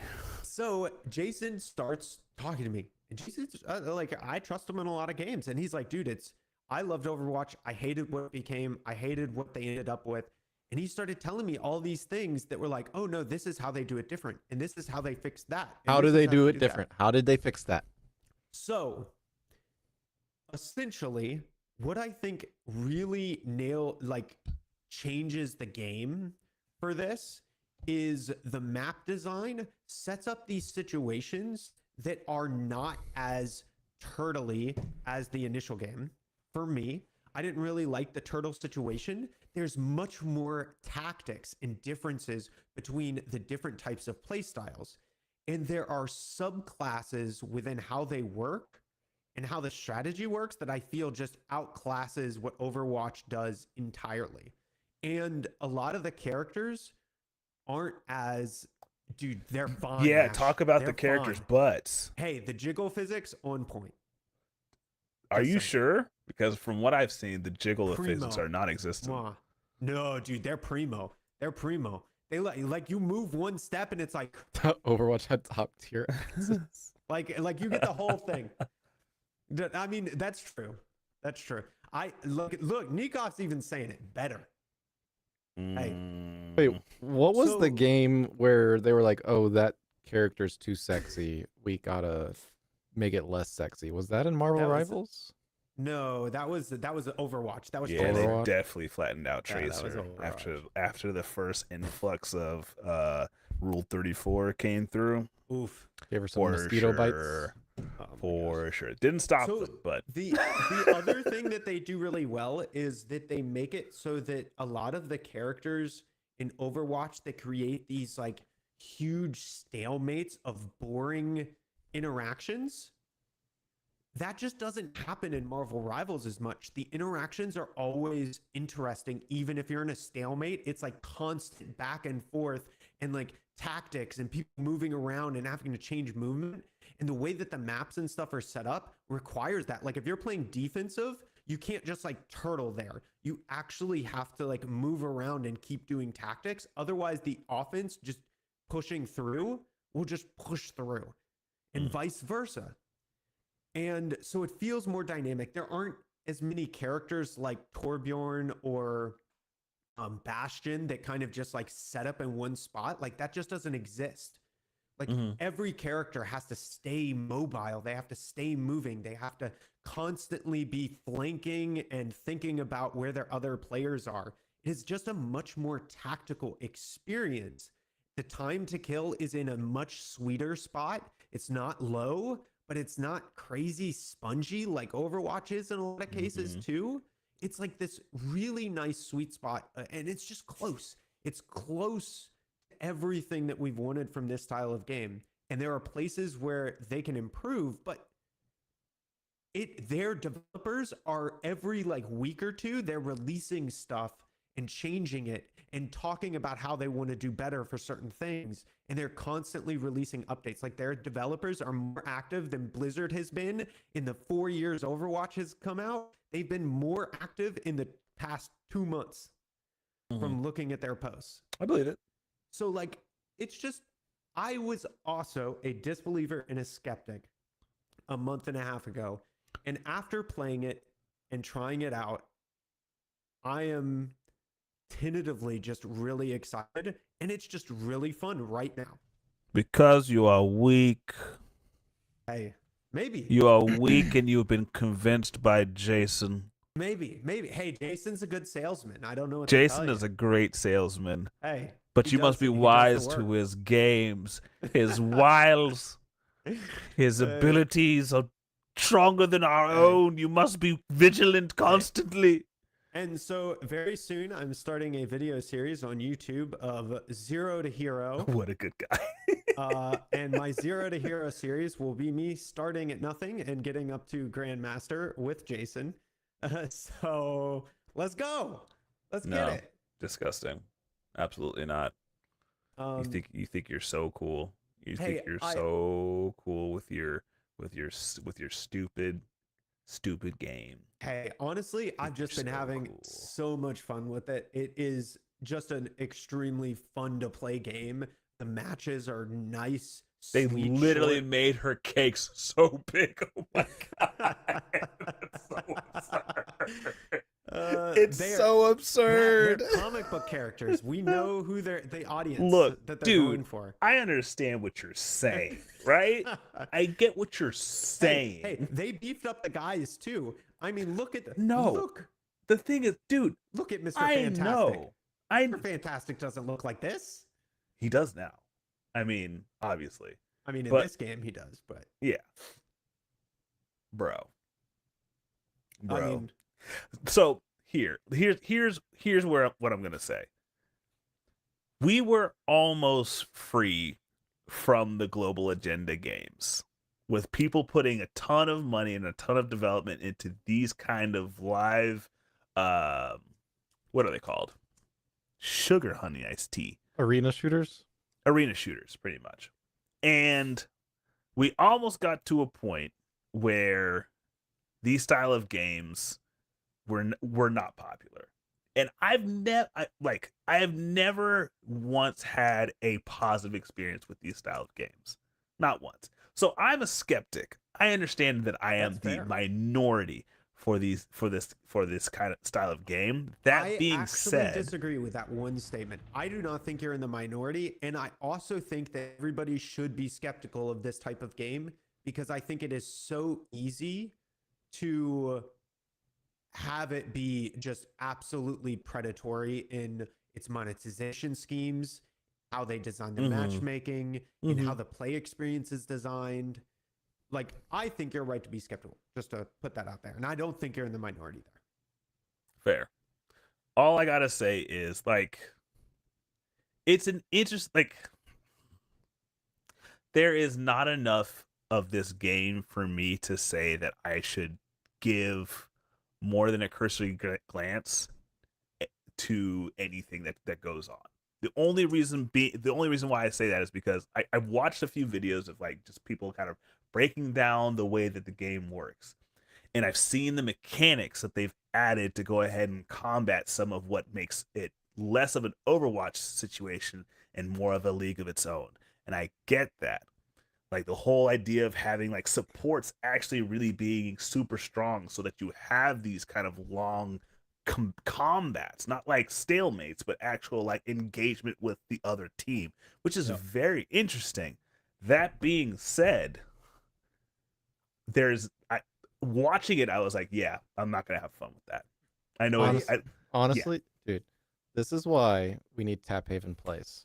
Okay, and each time we rotate who gets to choose the game that we play. Obviously, right now, garbage.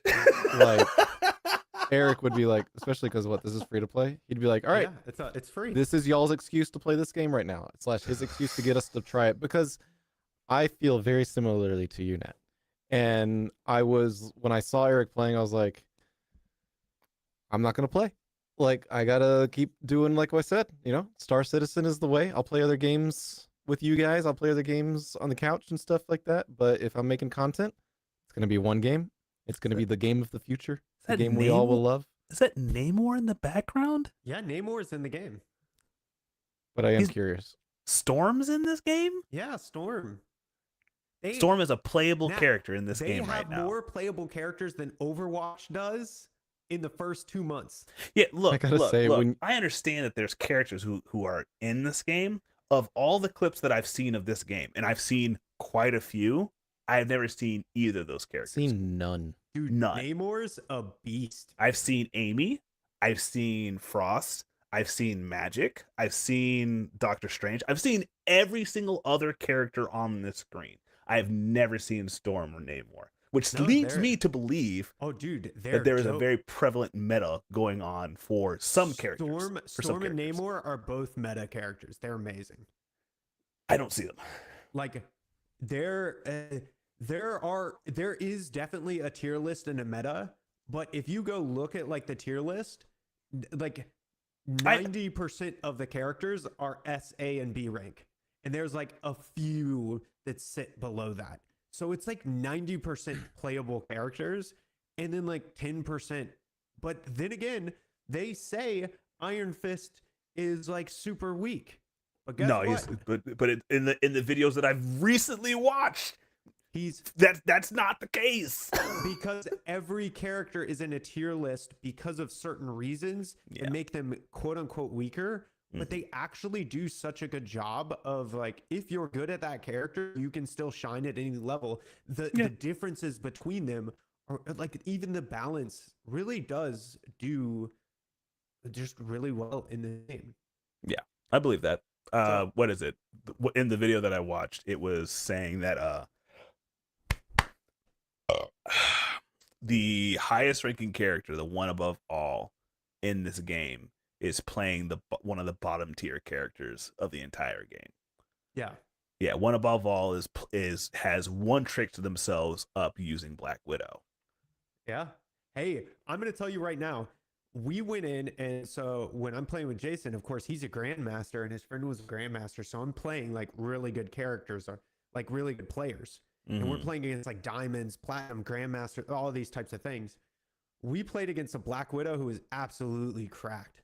Like, they were hitting, they say it's the weakest character in the game, but I can right now, you hit those headshots, it doesn't matter because they do so much damage, and it's hard as crap to hit your shots in this game because there's so much movement, there's so much diversity, there's so many abilities that can change up what the state of the game is. I wonder how you have Shroud to take all would do that in this into game. the case. I don't know if Shroud's played it actually.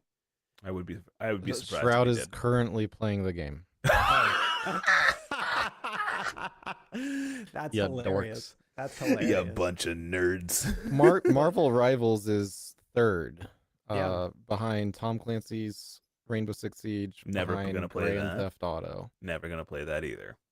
World of But Warcraft in fifth.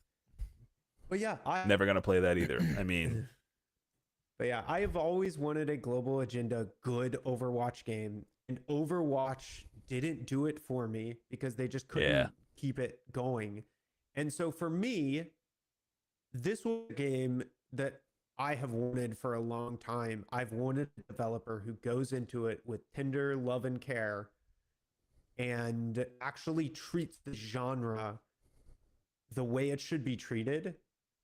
And I love the interactions in these styles of games. I love playing them. They're just fun to play for me. So to have a developer who's actually going in and putting effort in, they have destructible environments. Like there's so many things that is going on in this game, and it's just really nice. It's really nice. So I've been having a ton of fun with Marvel Rivals. You can see all of that over on my Twitch channel. I've got it all streamed. So there's tons of content there on the YouTubes and the Twitch. Anybody wants to check it out. Yeah, whatever. Garbage creature. Garbage. Garbage creature. Get that Absolutely garbage out of here. disgusting. Absolutely reprehensible. Anyway. Well, Anthony, what have you been up to? I Yeah. saw that you tried out what is the new thing that you were trying out? I only got to see a little bit of it in like a restaurant. So I don't know what it was. Oh, wait. When I was streaming yesterday? Yeah. There's like a new thing, right? Oh, okay, yeah. So the games I played before the great and powerful Star Citizen, I played Formula One, put it in realistic mode. It's hard as hell. Yeah. That's crazy. I played some Wreckfest, of course. And I played Path of Exile.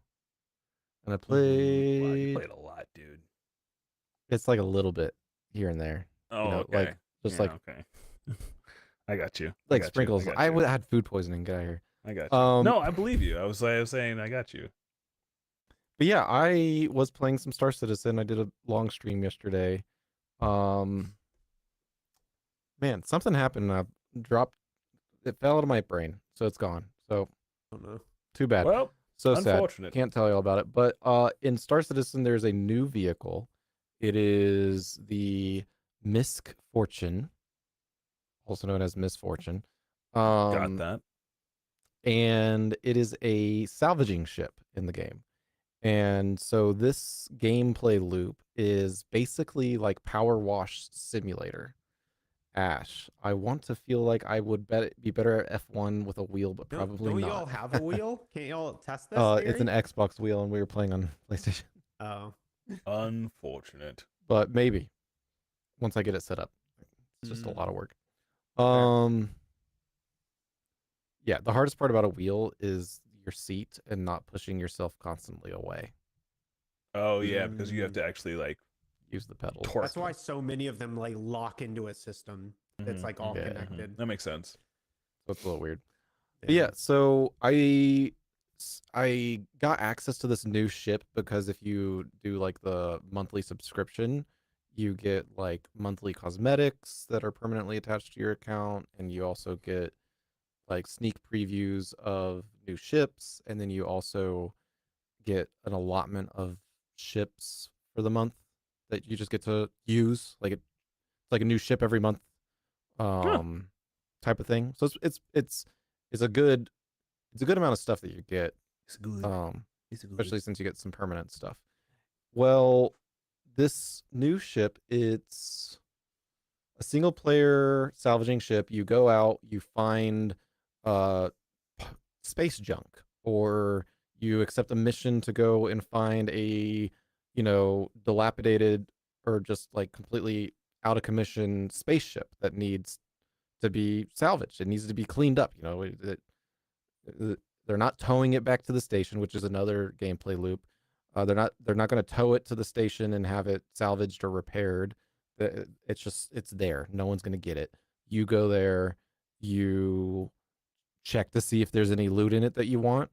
You can take the parts off of it. You can take the weapons. You can take the shield generators. The power supply unit, the quantum drive. You can take all that stuff. You can put it in your cargo bay if you want, if it's worth it to you, or you just start scraping the hull, which that's like the power wash simulator situation where you're just like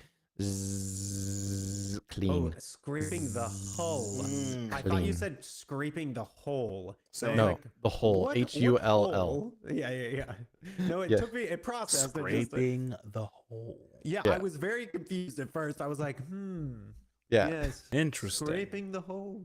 Yeah, it's a super chill gameplay loop. It's kind of like it's kind of like fishing in other games in terms of how chill it is.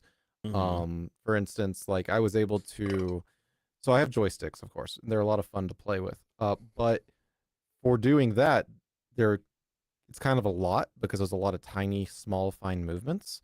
So I actually just took my mouse, and when you move your mouse offline a little bit in joystick mode instead of like one-for-one movement mode type of thing, in joystick mode, it will move at a speed based on how far away your mouse is from the center.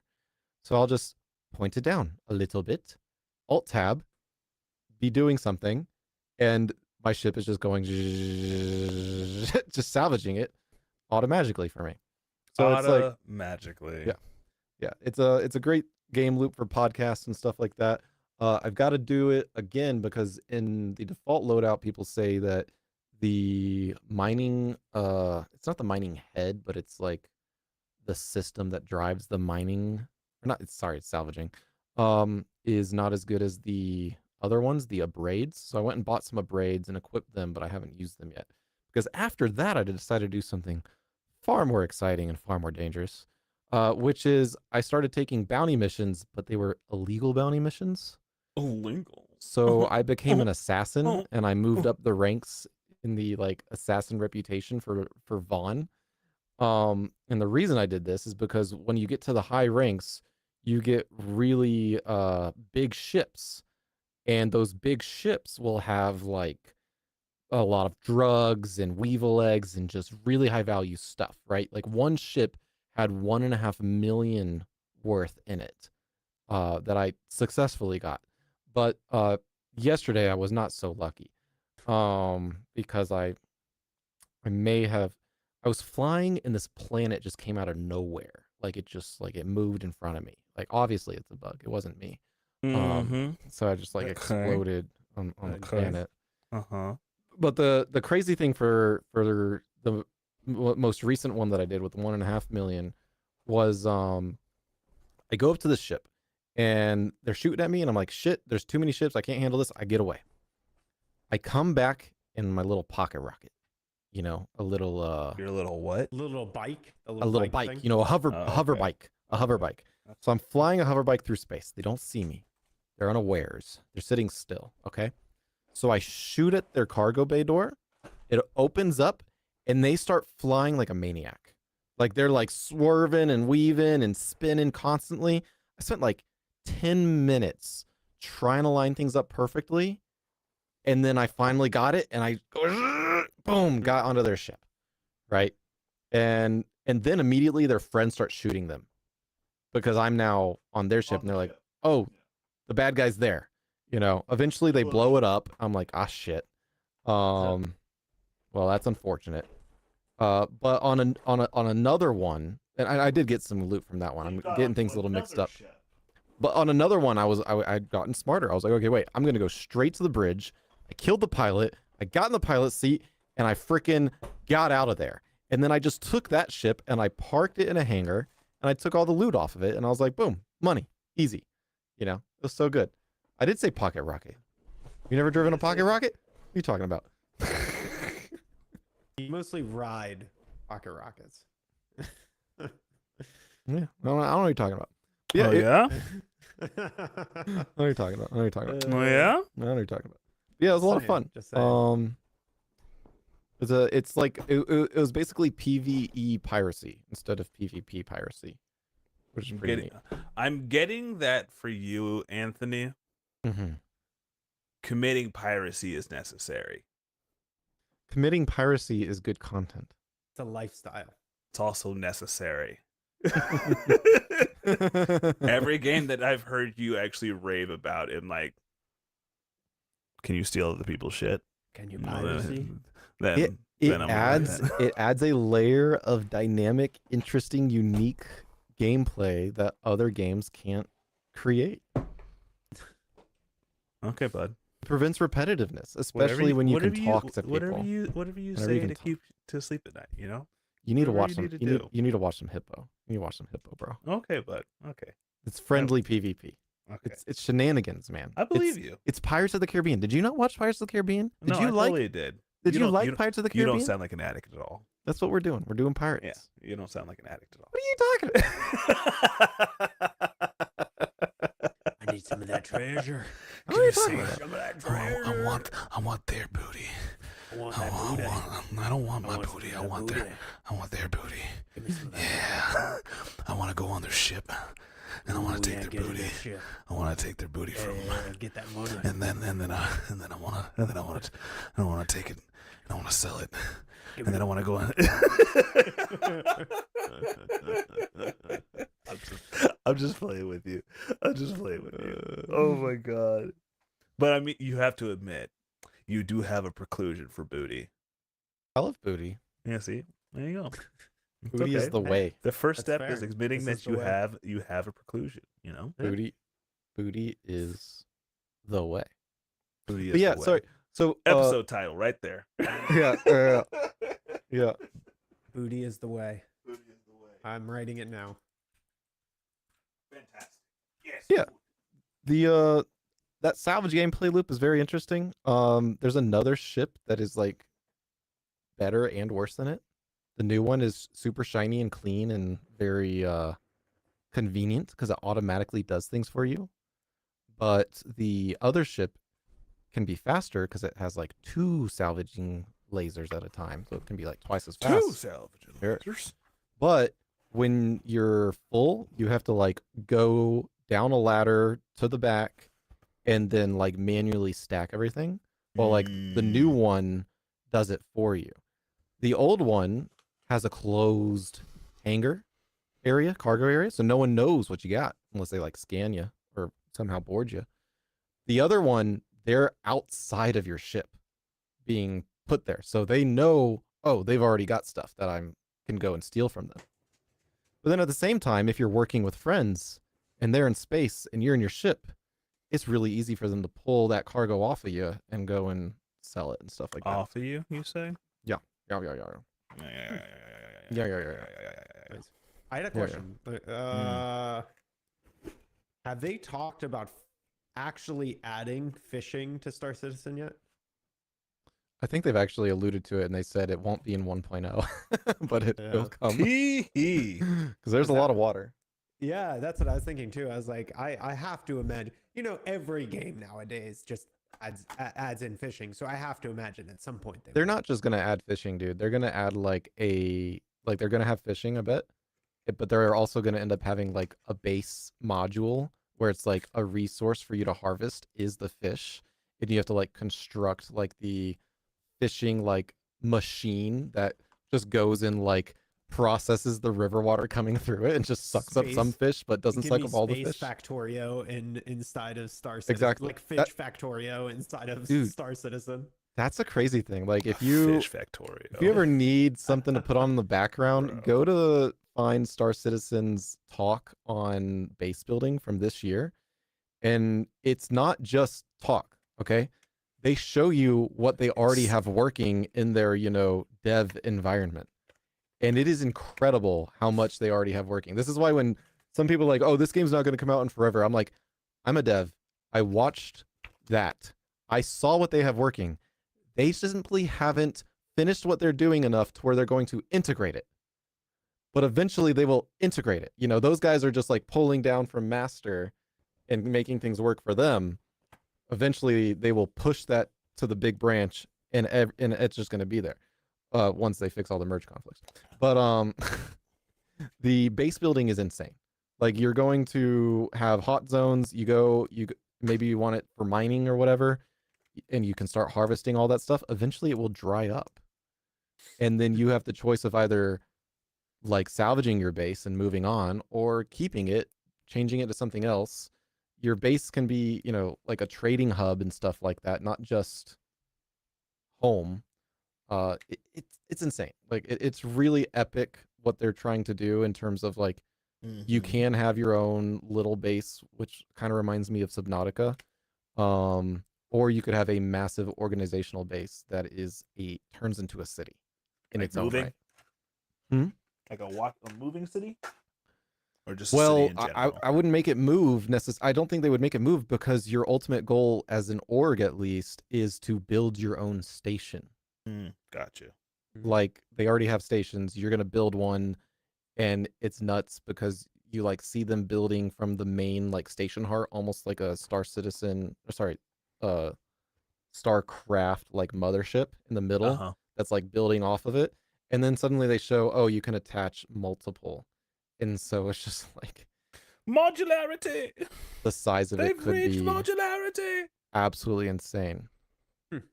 Dude, Yeah, Eric, I that'd thought be you were cool. frozen for a second. You're like a vampire. You just No, like, no, no. I was No, watching he the video. just- I was He watching just the video. hunts sometimes. oh, do you He's see? just- Yeah, of course. When I'm talking so much, I'm not good at doing the like screen share thing. Like, of No, no, no. You're good. You're good. Yeah, I didn't put it on screen share, but yeah, I was watching the base building gameplay 4K video. Pretty cool. Base building, fuck, I thought it's pretty suck. Oh, that's gonna be. It's pretty suck. I can't lie. It's looking pretty good, you know. Looking pretty totes. What is It's it looking called? pretty Citizen cool, you Con. know, like it's no big deal. It's just Yeah, like the it next was big from thing. Citizen Con. But yeah, they somebody has just the footage that they put on screen, not the like speaker in front. Yeah. Here, But I'll share the screen real quick because it's really cool stuff. I have it there. Yeah. So this is just like the single person situation here, where it's like, oh, you've got your tiny little ship and you've got this little module. This is like a base building system, right? So those are all the resources around there, but this thing has like the drone that it deploys, and the drone is like the 3D printer basically that creates everything. And you've got to give it, resources. And then here's like the stuff. But let's fast forward a bit to where it gets like kind of nutso, because they really took their time with this. So this is Yeah, like they- building a mining situation, right? So these are a bunch of mining heads. Now you're like up high and you're like, I don't even know what. That's probably just a viewing platform. As But you this mine. is all player built stuff, right? Like player position, player built stuff. And this is still like probably single player situation right here. Like you could probably manage this as a single person. But eventually, like here's that's like a hangar for storing all your stuff. There's that big tower that we saw earlier. You can use these things to like transport a lot of resources between big cargo bay things, so that you're not constantly having to drag things from point A to point B. Hey, look, like this is stuff that they've already got going on for them. Nuts. Fucking sick, mate. I wonder if they have the oh, they probably don't have the station, do they? Oh, look, see, Riverside. So this one's more like just a home base. Just chilling and stuff like that. Yeah. This is all player base. So this is like an org base, this huge area. Jeez. And like building ships and stuff like that. The coolest thing I think is that there are ships that I think will only be player built. So like, they sell all the ships and stuff like that. You can buy the ships in game with in-game currency and stuff like that. But I believe that the plan is that there are ships you can never buy. You can only create. That'd be cool. And I think there's not just that for on planet, but there's ships that can only be built in space. Oh, that's cool. Yeah, that's pretty cool. Like the Yeah. actual, like the absence of gravity is necessary to build it. Right. Yeah. Pretty Nice. cool, mate. Pretty Yes. cool. It will be cool. And then I think another thing was just like all crafted ships should be better than other ships. So if you could like create a ship that is already available, well, if you crafted it, it will be better. Stuff like that. Yeah. Yeah. All right. I guess with that, a word from our not sponsors. Like and subscribe, do all the things. It was a pleasure. I was gonna having say, I y'all. was like, I don't know if we could keep doing this. I'm pretty sure it's illegal. What's illegal? What's illegal? No. I always say that we totally sponsor. You know, they're not actually. We have no official sponsor other than ourselves. We are Obviously, sponsoring. we are sponsoring. Yes. us are the sponsors. So support us. Sponsings. All the channels and stuff are linked. You can find all the community links and everything like that, and find everybody's different channel. Go like, follow, all the fun stuff. But with that concludes another wonderful episode of the Taphaven Podcast. So y'all have a good week, and we'll see you in the next one. Or maybe we won't. Go with booty, my brothers. Go with booty, my brother. Did you actually say that off dome? Go Me? with booty, my Yeah. brothers. No, I read Ash's chat. Yeah, that was Ash's chat. That was a good one. Go with booty, my brother. Stop stream. I left YouTube Oh, all I had night. to stop stream. Oh.